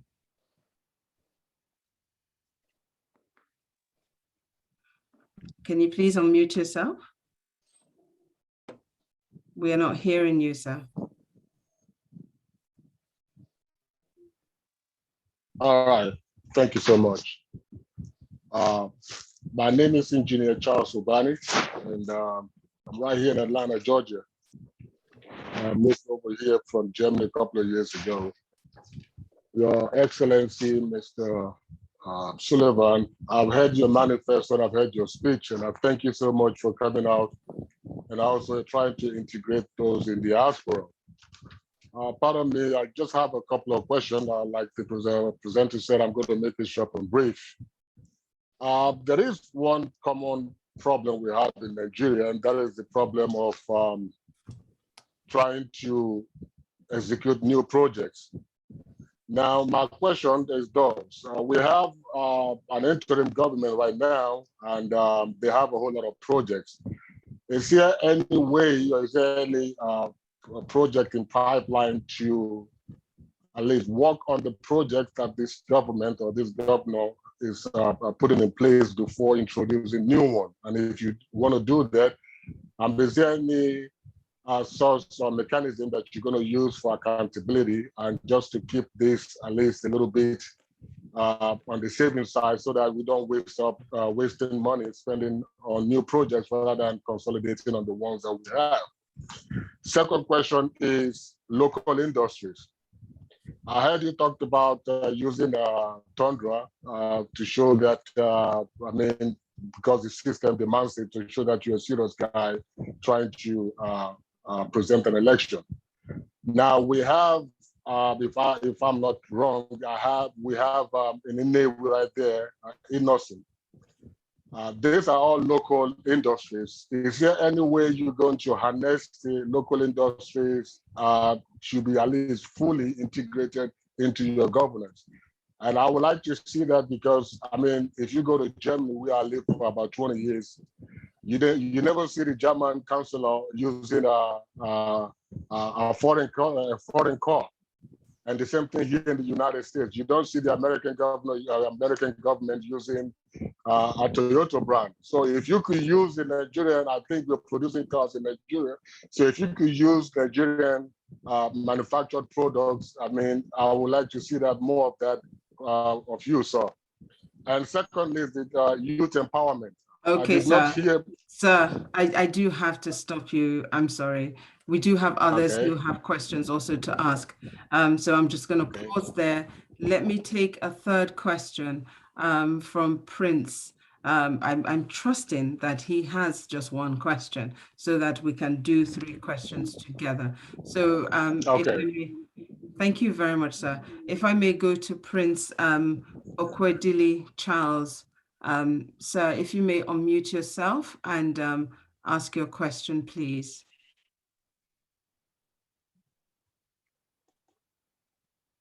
Hello, we can't hear you. Can you hear me now? Yes, we can. Go ahead. Very good evening, my brother Sullivan, Prince Okwedili Charles Uzo, your brother from Okija.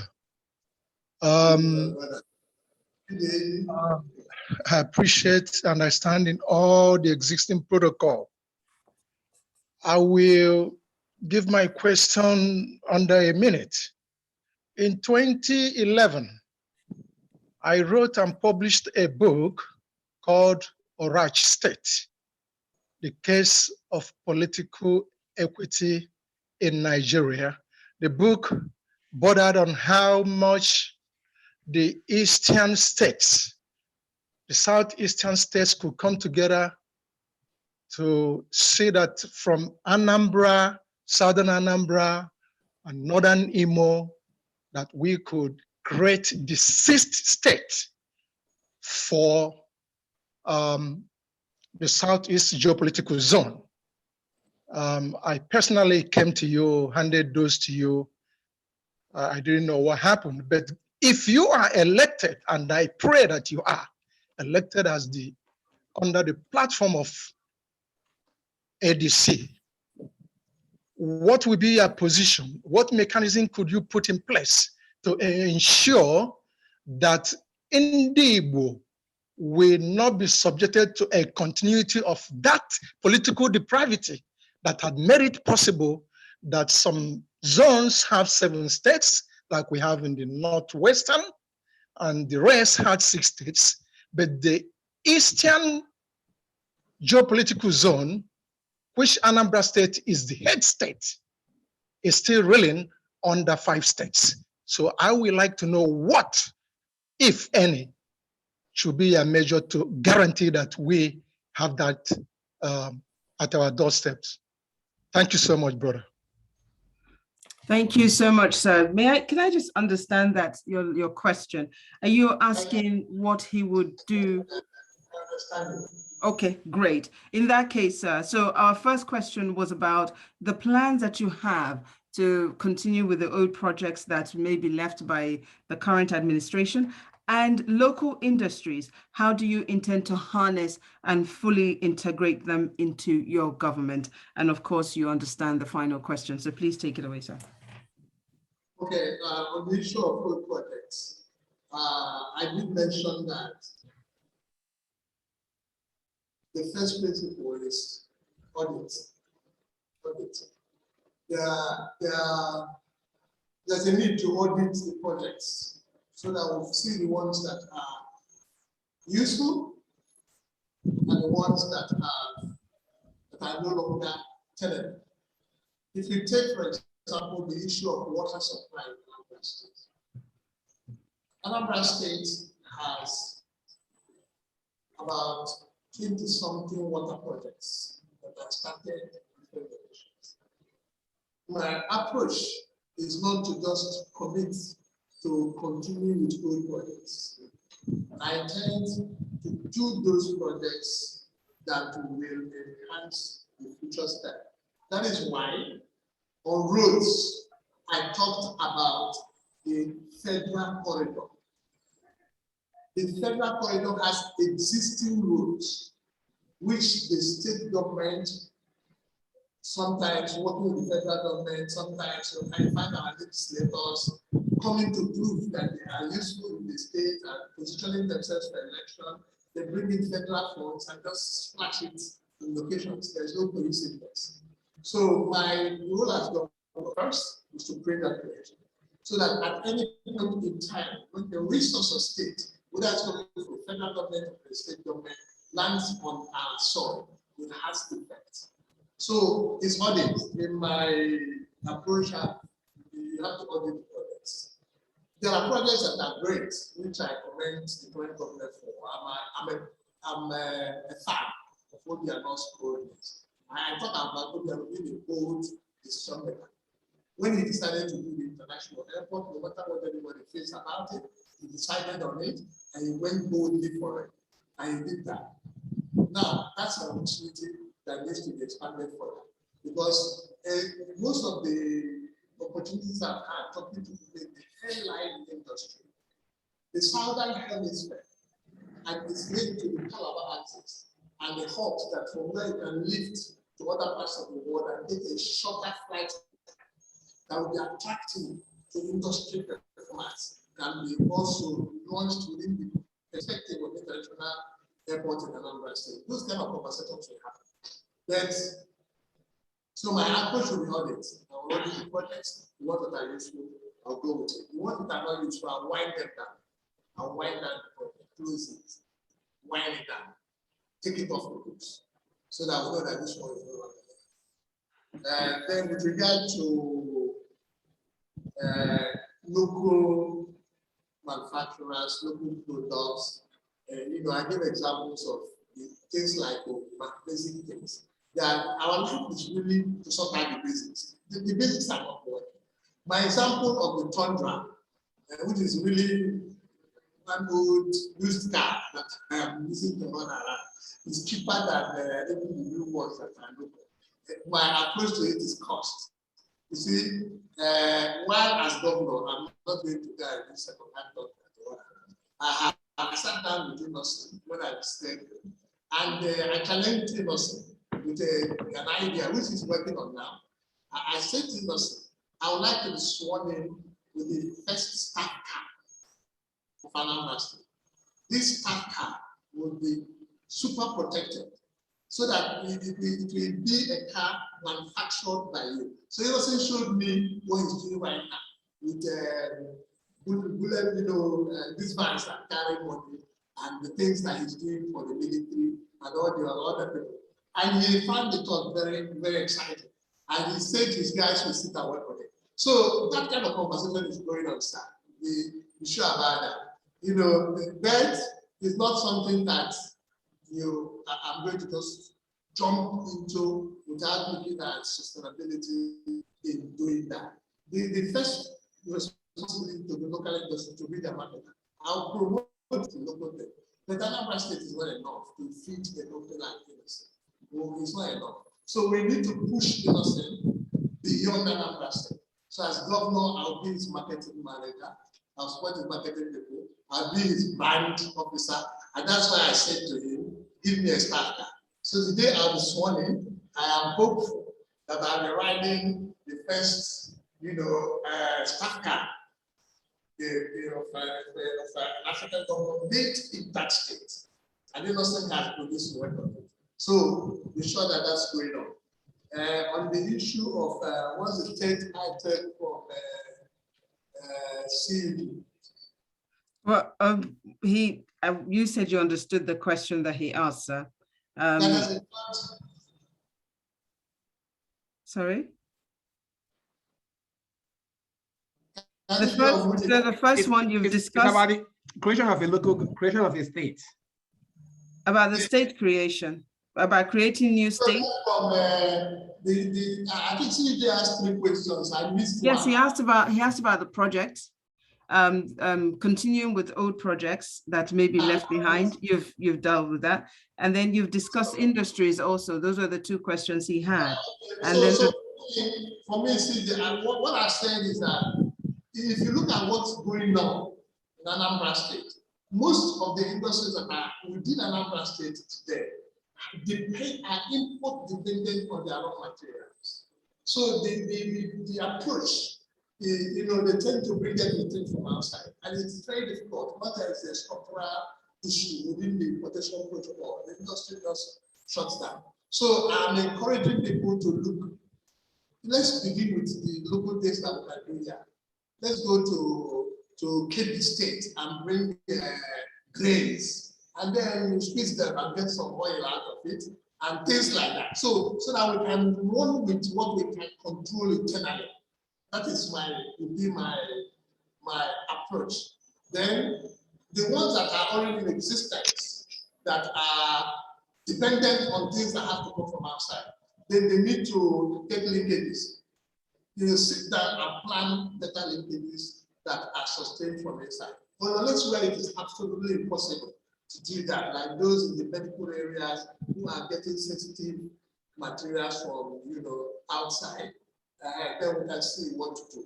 But I will work with those people. I have said that I'm sitting down with those who are already doing the industry, who are sitting here. I'm not going to begin by going to beg people who are not in Anambra State.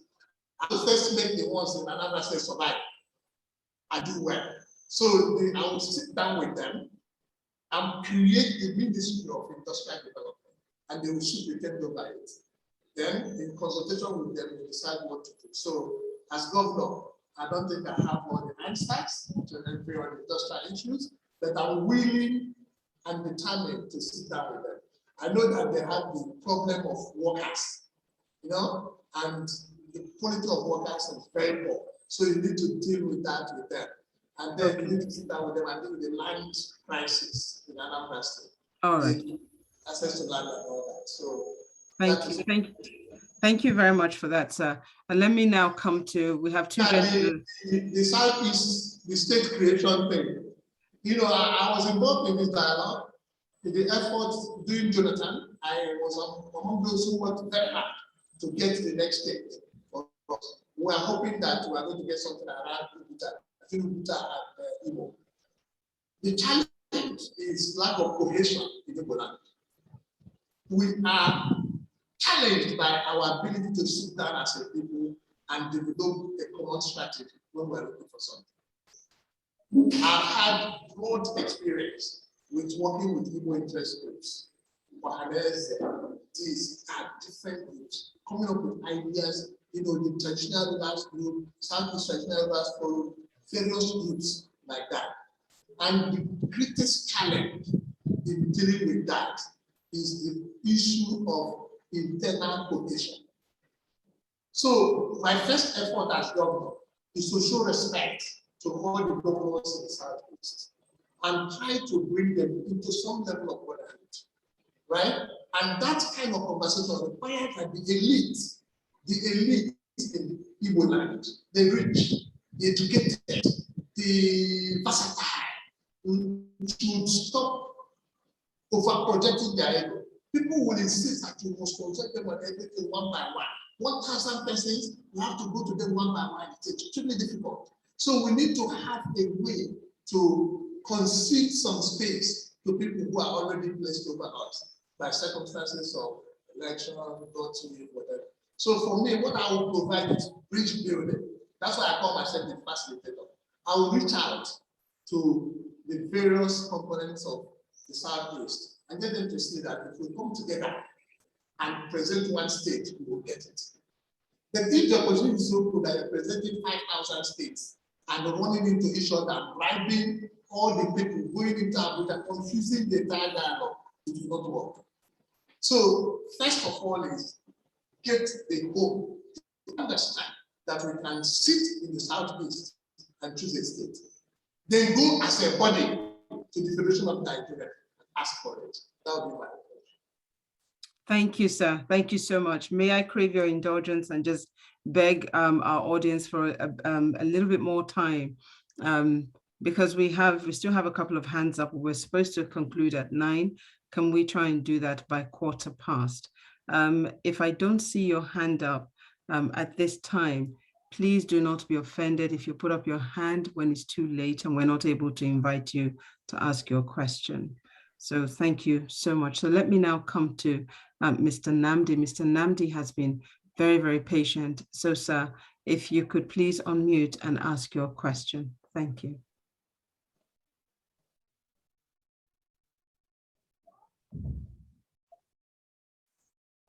We can't hear you.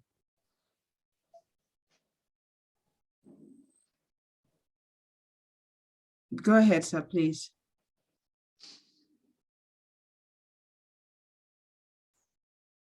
He needs to unmute himself. He is unmuted, but somehow we can't hear him. Do you need to turn up your volume, sir?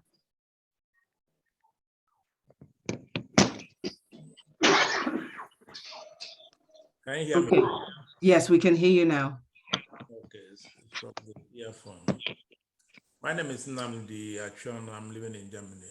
I'm the Vice President of Nigeria in Germany, Nigerian community in Germany. Sir, I'm from Imo State. I'm not an Anambra, but I'm in Diaspora. I have some personal, simple questions for you. One, what is your most fear? If you are a governor, what would be your most fear about the Anambra State? Two, like other Eastern governors or other governors who use the newly virgin parties to be into politics and to gain what they want as a governor, and at end, they leave the party and go to the other ruling parties that are corrupt. And my last question, if you're elected, which I hope and I pray you'll be elected as governor of Anambra State, what will be your most priority? Is it the party or the Anambra Indigenes and their welfare? Thank you. And the first one was my. Huh? Yeah. Okay. my biggest fear as governor is how, will I succeed in changing the mental attitude of people? Because the process I'm pursuing requires, mental attitude shift. So I'm trying to create a mental attitude shift. Will I succeed? Will I get enough people to believe that we can change our mental attitude? So would they call me theoretical? Would they believe that this vision, if pursued with tenacity, can succeed? Sometimes when I ask my wife, do you think I'm too theoretical? So because I'm afraid of, the belief I have, the passion I have, and I translate it. So that is my greatest fear. It's mental attitude change. Can I achieve it? Yes, I have confidence that I can, because I've done some experiments on it. I've tried stuff, and I'm astonished the results that I get. So even though I'm afraid of it, I'm still confident. The second one is the issue of shifting party, right? Well, I'm in ADC, and I am building one of my national chairman when I came to ADC from Abuja. I know that Abuja has lost it. And the Anambra people are looking for a way to go to the federation. They don't want to be isolated. This singular party thing, isolated, and we're not joining the rest. It scares Anambra people because we are not going to. So I picked ADC because ADC is a national party. National party. It's not local. It has not won any big day, so their national posture has not been protected. But I'm saying that because of the nature of ADC, I will sit in ADC and grow it into the dialogue space that they want to have. So this is going to be our own party that can play national, and therefore there will be no incentive to go to the because once we are here, we can play national. We can have a regional strength. The fact that that was for them, you know, the opportunity they had to go to Imo, they accused it, they messed it up, and they created so much problem. There are 400 aggrieved African people, like 400. You know, people shouting that they took their money. I'm almost an aggrieved guy, but I decided not to be too aggrieved. I just said, okay, for the sake of thinking about everything, let us move. And so I'm here because I think that ADC offers the best opportunity of one. Nobody wants to stay in one small space. So if it's not possible for us to move, I cannot guarantee that I'm going to stay. Then there has to be that boldness to go into the regional posture so that we can have a wider space to grow. The last one, from my friend, moderator. Priority. What will be your priority if you're elected? Priority is Anambra families first. I want to make Anambra state government the partner of the family. I think the fact that an Anambrian can be depending on his neighbor, whether it's his uncle or anything, at moments of crisis, it has happened. You have to depend on your government. The Anambra family has to depend on their government. I want to be the first person the sick woman thinks about. When the family is harassed, I want them to think about me, not some uncle or some guy who keep them at their gate and treat them like shit. I don't want that. So the government of Anambra State as a partner of the Anambra family is my top priority. Liberate the people of the, just elevate Anambrians, they will elevate the state. Thank you. Thank you very much, sir. If I may ask, because of time, can we try and limit our questions so that others can also ask their questions, and we can also give Honorable sufficient time to be able to respond. So we have two Ubani's hands up, but I believe Chief Okeke and Ubani's hands was up first. Ubadi's hand was up first. So if I may ask Chief Okeke to please unmute and ask his question. Please unmute, sir. Thank you. Yeah, I've done that. Can you hear me? Yes, we can. Okay. My name's Okeke Obadi Nestor. I hail from Mbauku, Oka South.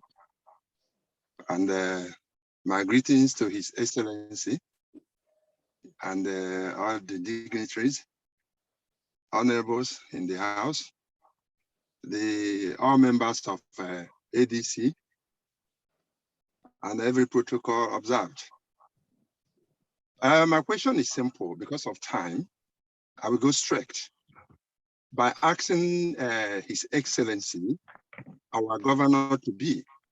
Of course, we are working so hard in Germany, Hamburg, to let it be a success. This is not our first time of trying to put in our effort in trying to get someone of our choice, someone we trust to paddle the canoe of Anambra State.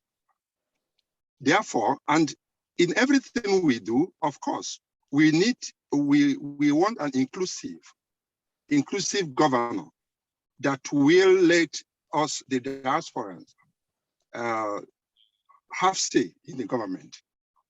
And to that, I need to ask our governor to be.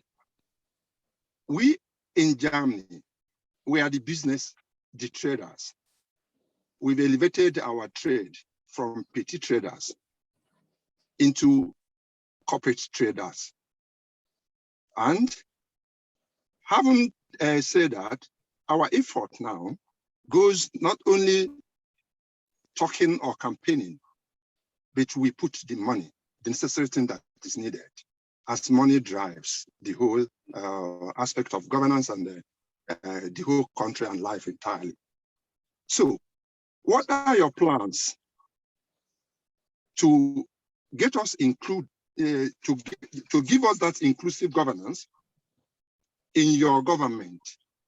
If you win, which I know you will, because with the effort in place, ADC is making a great impact, even to my own community as I'm talking to you. So may God bless our efforts. You will be the next governor. What inclusive ideas have you got for the diasporans, the traders, the ones that has that fact?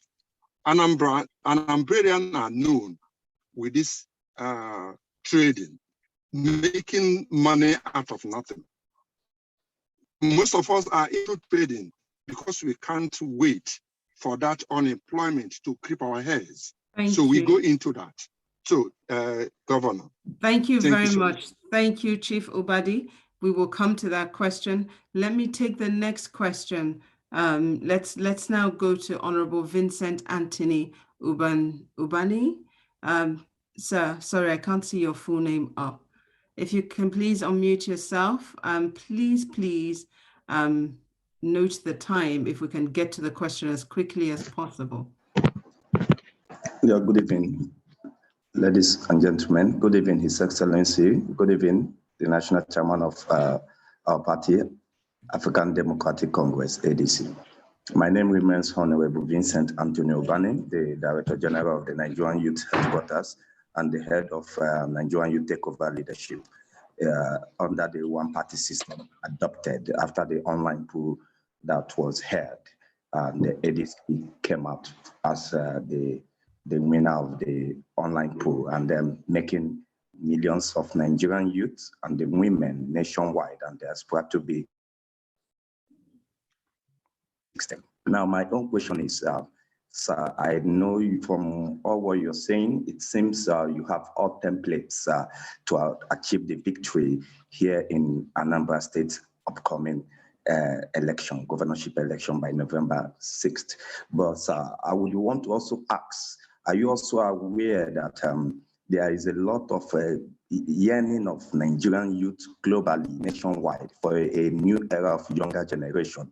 And if you are aware of this, how are you doing to work with the younger leaders in this state, most especially those that has been involved in the one adopted party system that has been working tirelessly in Anambra State to see that ADC comes in place to take over leadership? How are you going to work, or how are you doing to work with them to see that they are being carried along and in line with the MOU sign? Are you aware of this MOU? And I hope you understand what this MOU.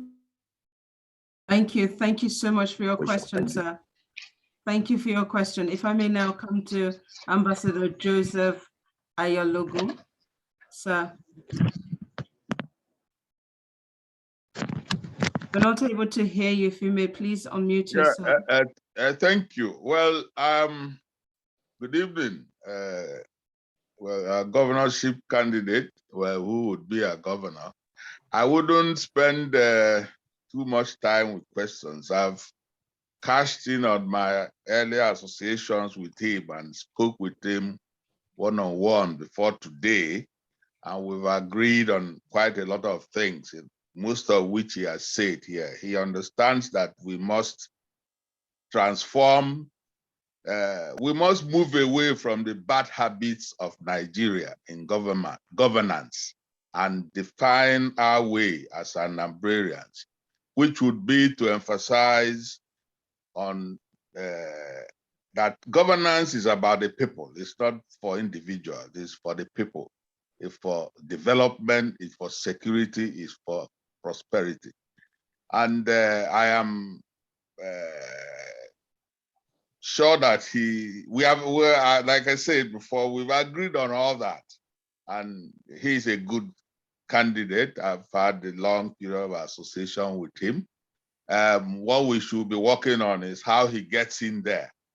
What I would add again is that there would be constant consultation. It's not, if you win, let this not be the end of our association. Your engagement with the diaspora, because the diaspora has a lot of things to offer, ideas, resources, both material and everything.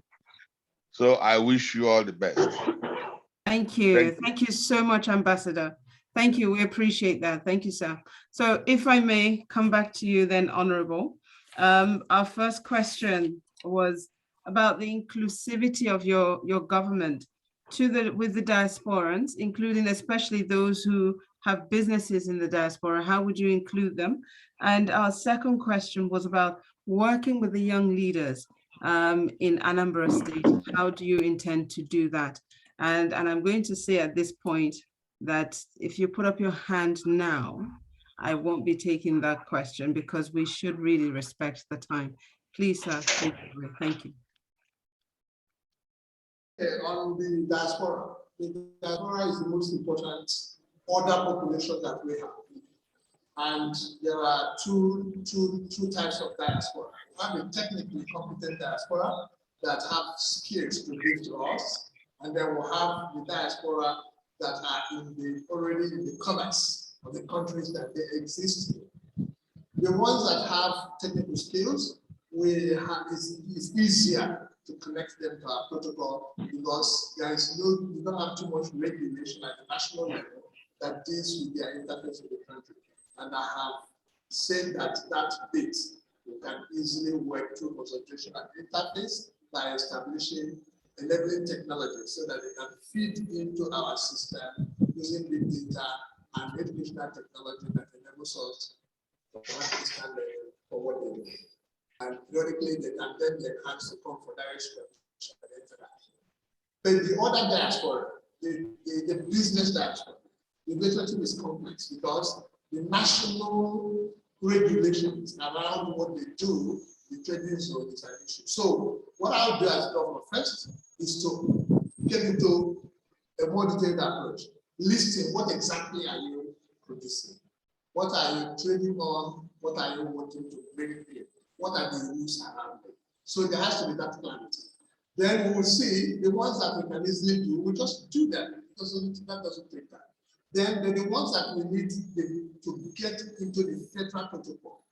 Then we need to get a lobby system with our legislative pool in the Southeast and our friendly neighbors to manage the federal government, especially in regard to licensing, clearing, potential protocols, movement of money in and out of the country.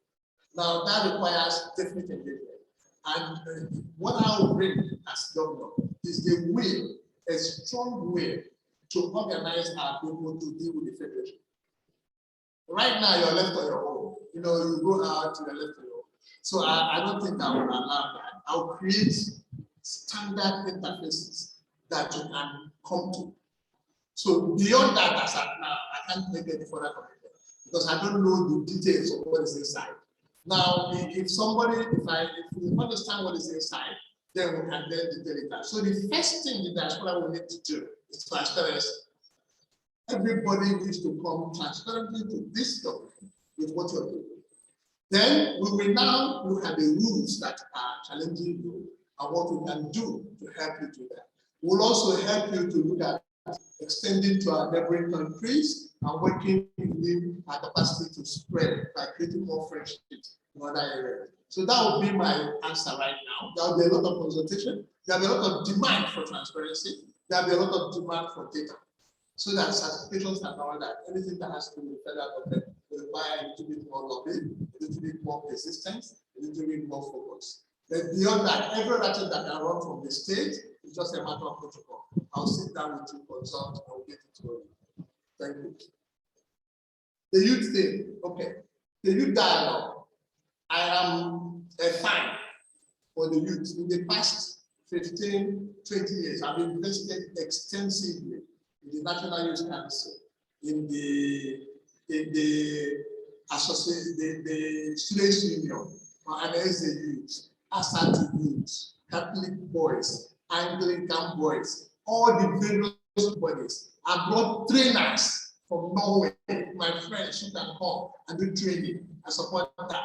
But there seems to be a growing disposition among the youth to treat themselves as a special class outside the society. So my first encouragement is for the young people to know that we're saying Anambra family is first. And when we say Anambra family is first, it means father, mother, girl, young man, everybody in the family is included in this conversation. And the age-old family business will create more employment than the governor. I'm not going to be able to give you work. I will stimulate the environment so that your creativity can latch onto a mentor, your older uncle, your father, somebody in your environment who can guide you and supervise you. So my first push for the young people is get over and come with your creativity so that we can support you to create the quadrilateral industry that we can move with. So my discussion with the youth is responsible engagement. The youths have to get more responsible with your skills, with your vision, with your dreams. In me, you have a friend, but a friend that says it's a conditional relationship. I'm not your mother. So your mother will love you whether you make mistake or you don't make mistake. I represent the father. If you do well, you're my son. If you're not doing well, then you will fight. So that is my attitude to it. But I will provide every support you need. But you must come down to the fact that you're part of the society, you're part of the family, you're part of building. You can be a young man in your father's shop. You can grow your father's business. You can look at what they are doing, what your elders are doing, and bring creativity to it, and then demand support from your government, and I'll be standing there with you. When we don't get with all that, we see mistakes. So the agreements, the MOUs, I know about it, that we need to talk beyond the MOUs. They are just about we need to deal with that. Thank you, sir. There was one question a hand that was up before I said I will not take any more questions, and I must allow him to ask his question. But before he does, I have a question of my own. You made mention of electricity and the fact that you were going to empower businessmen to be able to provide meters and so on. And my question for that is this. My question with regards to that is, currently we have a situation right now where we do have meters that are being provided across Nigeria in different states, and we're finding that people are paying much more than what they have used. And the reason for that is because those companies who have invested, who had back in the previous administration, all of those companies who came together and invested, they're trying to recoup their money back. And as a result of that, as usual, the consumer is being punished for something that they have no business about. What will you be doing to regulate that, to make sure that people only pay for what they use, and to ensure that people are not being charged when there's no light, but that they do have light on a regular basis? I know you said you will not be building power plants, but I know that power plants have been built in other states, and those power plants could not be switched on, not because of anything that the states did, but apparently I understand it's somewhere on at the federal level that does not permit for that to happen. So I want you to tell us what you'll be able to do about the electricity situation to ensure that indeed Anambarians do have adequate electricity. Let me now come to Mr. Lawrence Ogamadu, who has been waiting patiently. Sir, please unmute yourself and ask your question. Thank you. Hello, good evening. Am I on? We can hear you. Good Please evening. go ahead. Okay. Good evening, His Excellency, and good evening, National Chairman. Actually, my question is not for His Excellency, neither is it for the National Chairman. My question is to the diasporans. His Excellency has been talking about what he will do for the state, how he will involve the diasporans and every other thing. My question is, what will the diasporans do to help His Excellency in this time of elections? Where is their contribution? Where will they come in? Because with all these beautiful and wonderful plans His Excellency have, if the diasporans do not come in and support him, and the youths come in and put themselves on the ground, make sacrifices, so that we can make sure that he gets to the government house.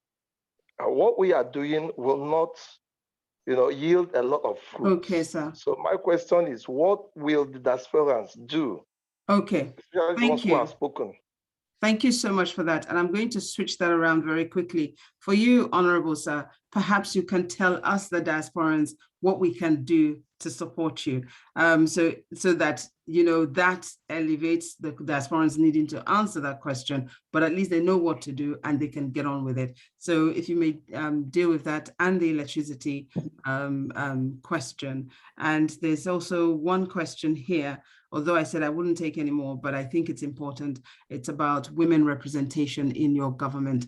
What are your plans for that? Ada, I hope you don't mind, but I can't pull it up. I just have to ask it very quickly. Thank you, sir. Okay, I will take the questions and then come back to what you will do for me, because I'm very specific about it. I have two things to do for me. So now, the first question is about electricity. And you see, I developed Nigerian roadmap to power as the secretary of the presidential task force on power. I went in back to Nigeria and there were a bunch of guys that were, a lot of other technical people that were with me.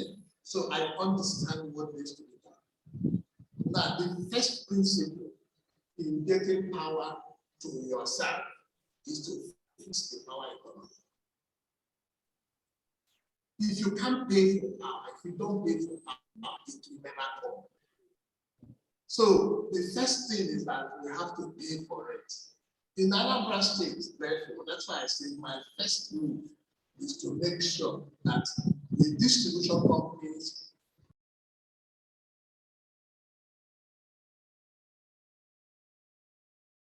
Sorry, sir, we've lost your sound for a moment. We need to unmute you. Sorry about that. Bear with us a second. Let's get that sorted. Please unmute.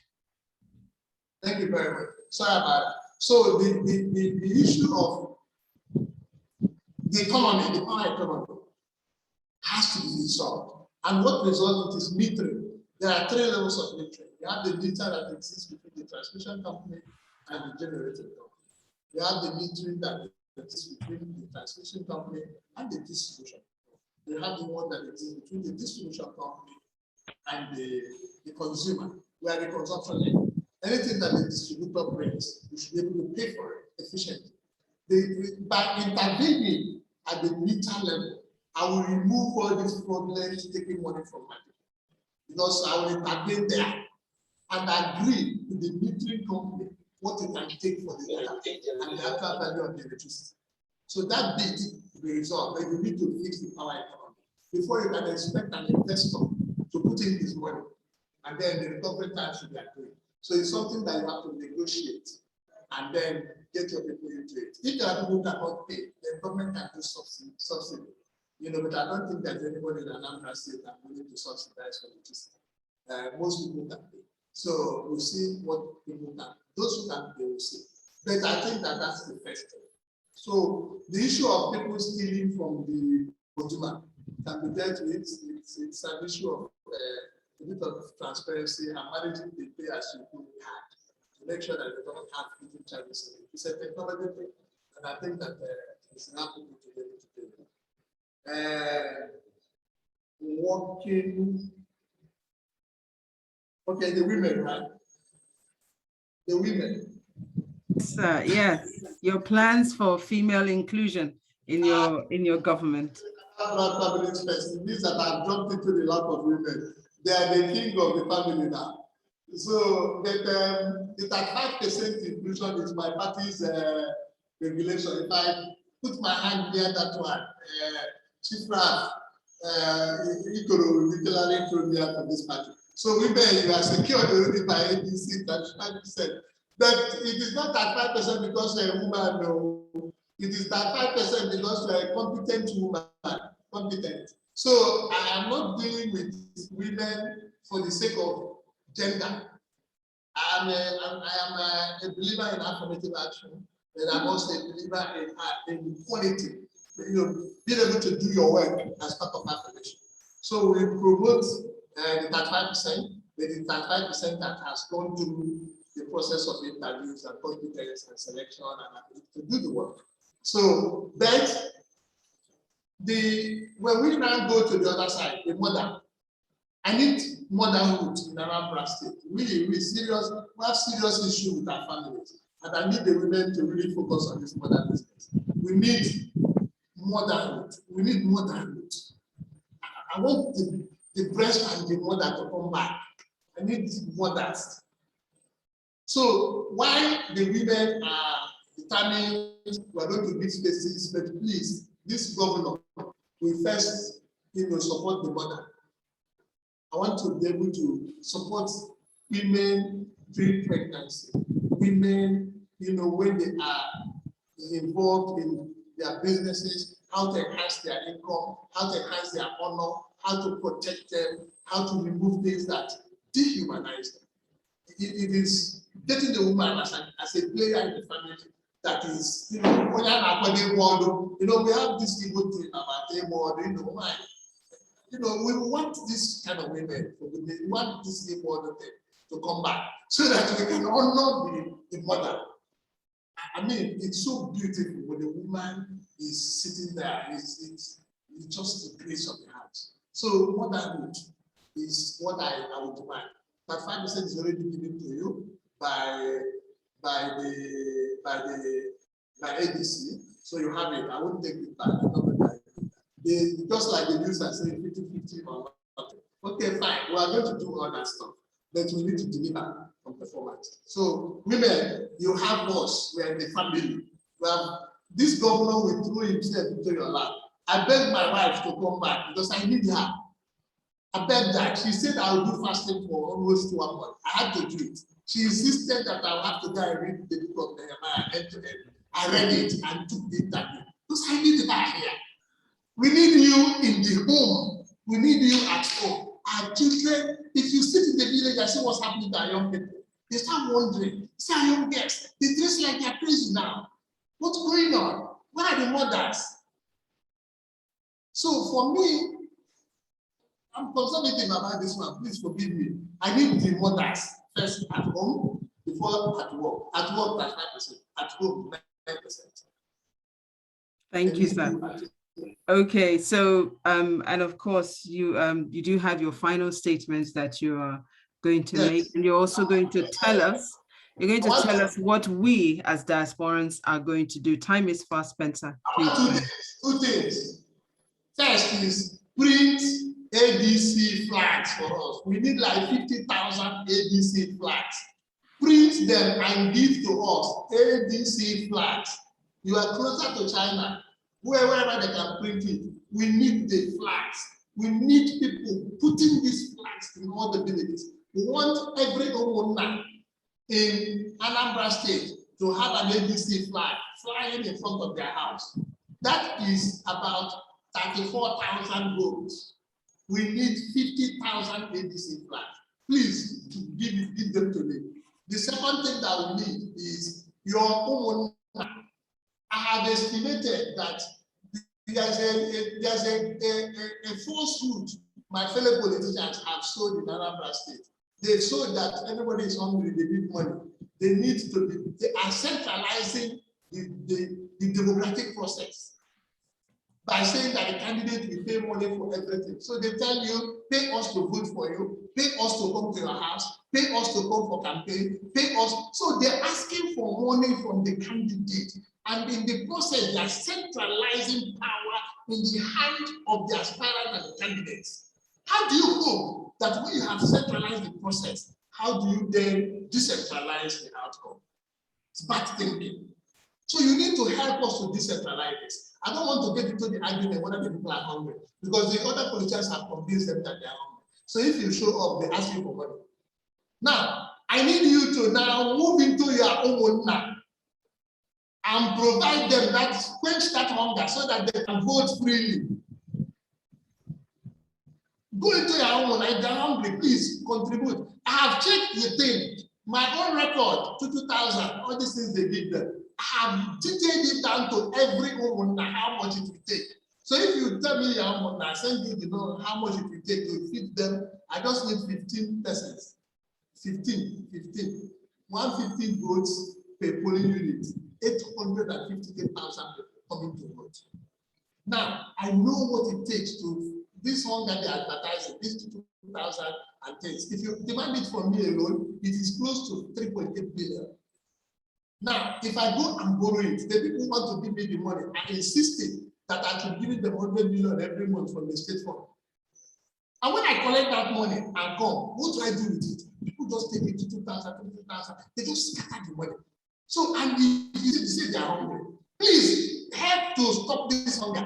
Take over your own now and say, okay, if you are hungry, 100,000 for you to be holding meeting, your village, things like that. But vote. Take your polling station and hold it in your hand. Stop centralizing the process. These two things, if you do it, I'm good. And I can assure you, I will remain in constant consultation with you. From today, call me anytime. If you wake up in the middle of whatever time and you think wake me up and call me, it's open, I'm available. I will answer your call anytime, every time. Then please do these two things. If you are interested in knowing what it will take to feed this artificial hunger in your village so that they can vote for you, I'll send it to you. I have the statistics. I've done it down to the home. I have the list of every homeowner. I also have detailed statistics on what is wrong with your village. If you want to know the length of roads that are bad, I'll give you the hospitals that are bad, so you can know what to tell them, so that they can think about this thing and stop asking me for 2,000. It is very, very frustrating. Help me to deal with this frustration. Thank you. Wow. Thank you.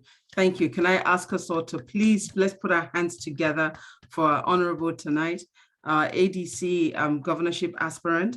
I mean, he has done his homework from what we have heard from him.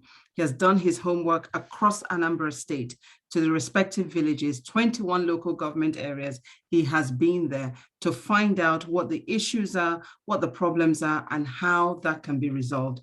And he's appealing to those of us in the diaspora to support him. What I think I heard there, sir, was that you're needing some financial contributions from the diasporans. You may not be able to go physically to Anambra to go and vote, but your money can go there to go and support the efforts that he's making. I don't know about you. I don't think I have heard a more prepared candidate for any position in Nigeria, a candidate that certainly knows his environment, understands his people. Not only that, but has worked out how to bring the desperately needed solution. It's now down to you, Anambarians. You may not belong to the ADC party, but I believe we all want to see change in our country. So if you cannot make it there, you may be able to send something. No amount is too small. He needs 50,000, if I heard that correctly, flags. And he needs flyers also that should be pasted right across Anambra, and let every home have a flag of the African Democratic Congress Party so that they're familiar with it. So when they get to the polls, they're able to put their tick in the right box and they're not confused. Did I hear that right, sir, Honorable? Sure, thank you. You're brilliant. Thank you very much, sir. So it is not for me to do the vote of thanks. So let me invite to come and give us a summary of what we've heard tonight. And of course, to present the vote of thanks is the ADC Anambra Polls Diaspora coordinator. And he is in the person of High Chief Nze Basil Anumiru. I hope I said that right, sir.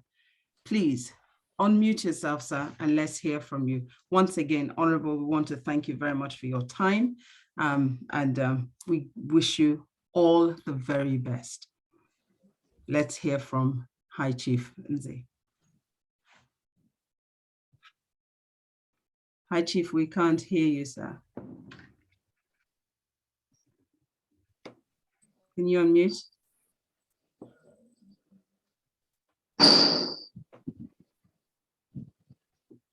Sir, unmute yourself. Okay. Now, yes. Yeah, it was not possible to unmute at the very time you showed me to. Good evening, everybody. I thank you all. His Excellency, Sullivan Akachukwu Nwankpo, the governor, we know that will be in Aguaka very soon. I'm surprised I didn't see your vice law, Ugamadu, yeah? But I know he will be able to, you will be able to brief him what the diasporans are doing. I thank our national chairman in the person of Raf Nwosu, and I thank our diaspora, the national vice chairman diaspora, Honorable Kenneth Gandhi. And I also thank the moderator tonight, Priscilla Nwankpo. You did a very brilliant job. I thank you all. And I thank all the people of Anambra State who has been, gave out this time to be with us tonight. And most importantly, the friends of Anambra State, because I saw many people who are not from Anambra State who are in this very forum. I know if you don't have the the Anambra State attached, you will not bring out this time to be with us here tonight. So I thank everybody in this very platform tonight. May God guide you all. Tonight, I give a vote of thanks to each and everybody in this very platform. We have all done well. We have heard from our governor to be what the plans he has for the Anambra State. And from Anambra State, I believe we are building a step to be able to get the whole 36 states in Nigeria, and even to get the presidency, the federal power.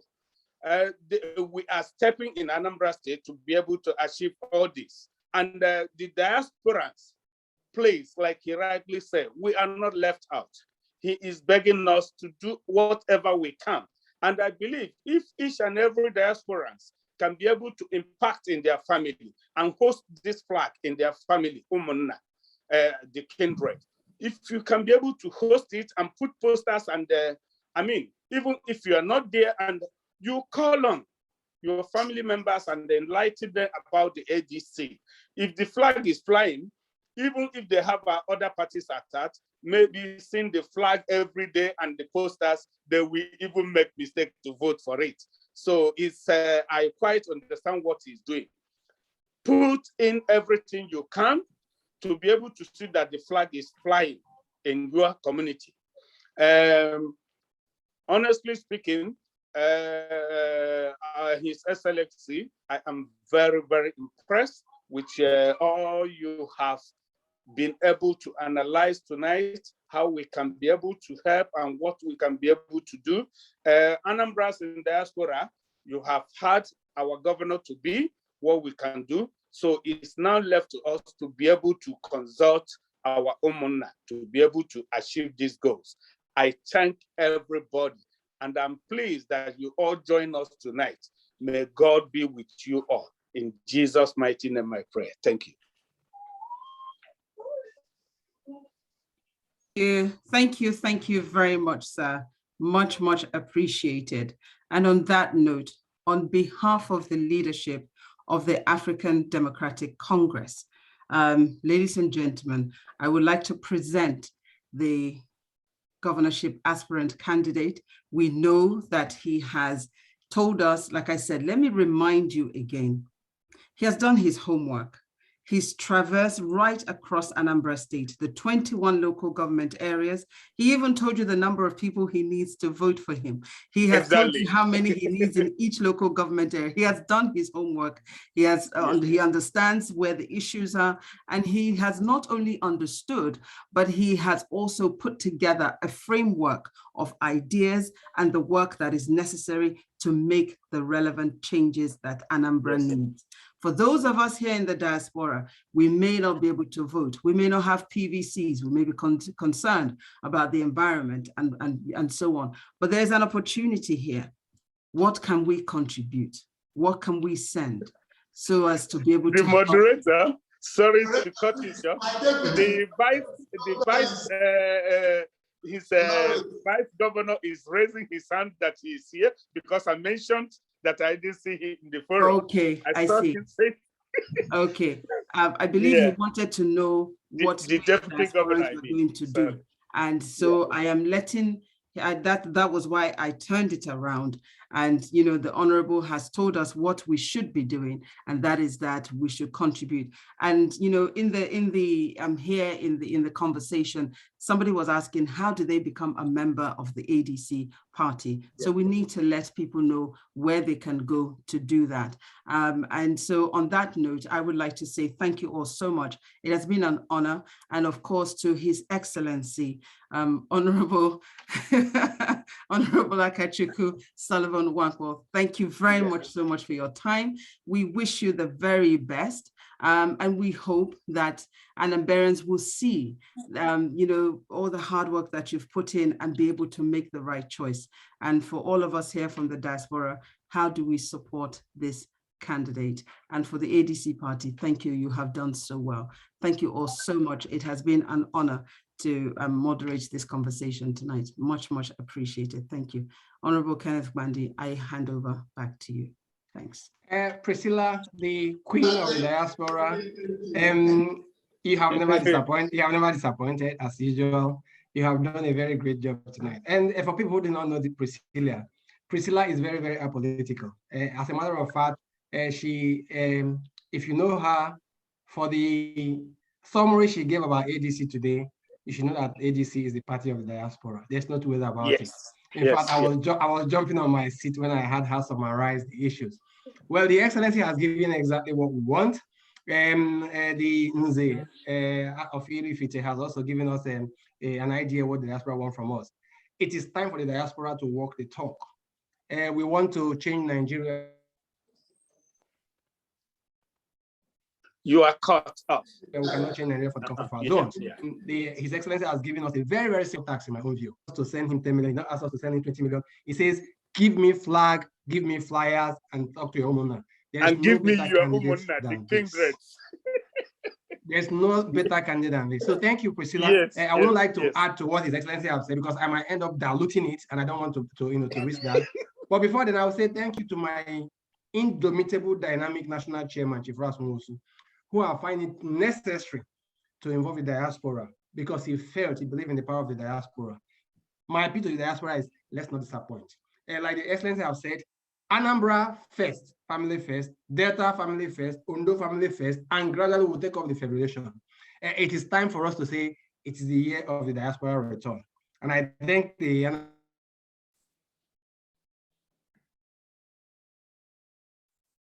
please lead this new transformation. You take the front seat and we'll follow you. And we are very, very hopeful we're in good hands. Thank you so much, Priscilla. I'll hand over to you to close up the section. Thank you. Okay, so on that note, ladies and gentlemen, it's been an honor. So once again, we wish you the very best. And we do hope that you become the new governor of Anambra State, because I believe I will be praying for you and I will send my widow's mite. Because I think we need to support candidates, even if they're not from our state, but wherever they are and they are making that effort to bring the change, we must be a part of that. I don't think we'll be living in the diaspora if our Nigeria was comfortable.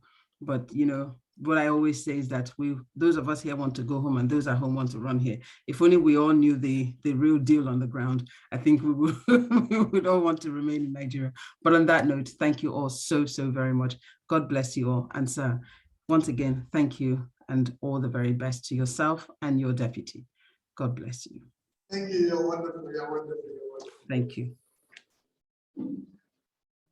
So on this note, Excellency, do you have one final say, just 1 minute to close down the section? Well, I send you love from my deputy governor, Pastor Lawrence Nwankpo, a phenomenal leader of young people who has joined me. It's a great privilege for me to work with him. And I know that he's been with us in this process. And I send his love to you and ask you to continue to pray for us. Let me assure you that if the faith you put in me, I will never ever betray. The only thing I come with is character consistency. Character consistency. I've carried that. I'm brought up to be a Catholic priest, actually. I've carried that through my life. I've gone through from local government to state government to regional government to federal government. I've served and I don't have it. I bring that confidence that there is enough on the side of good. And I assure you that place your confidence in me. Let's dream for Anambra State. Let's just step forward and push the frontiers. Our people are desperate. They want a change. They want something. They are just not confident that it will work. Let's just give them confidence. Please, please, please. Let's just dream. Let's push these frontiers. Thank you for the privilege. Let me assure you, I will always be true. I will always be true. If there's anything that I can fail in even trying to do the work, but I can never fail you in the character of it. I give you my word of honor on this. May God bless you, keep your families, and keep you safe. And may the sweet Lord continue to protect all of you and make you rich so that you can help us. Thank you. Thank you, Excellency. Thank you, the Diaspora Queen, Priscilla, who has a similar name with the deputy, with the governor, with our coming governor of Anambra State by his grace. On this note, from the African National Democratic Congress Diaspora Network, I say have a very lovely weekend and a new beginning week. Thank you and bye-bye from now.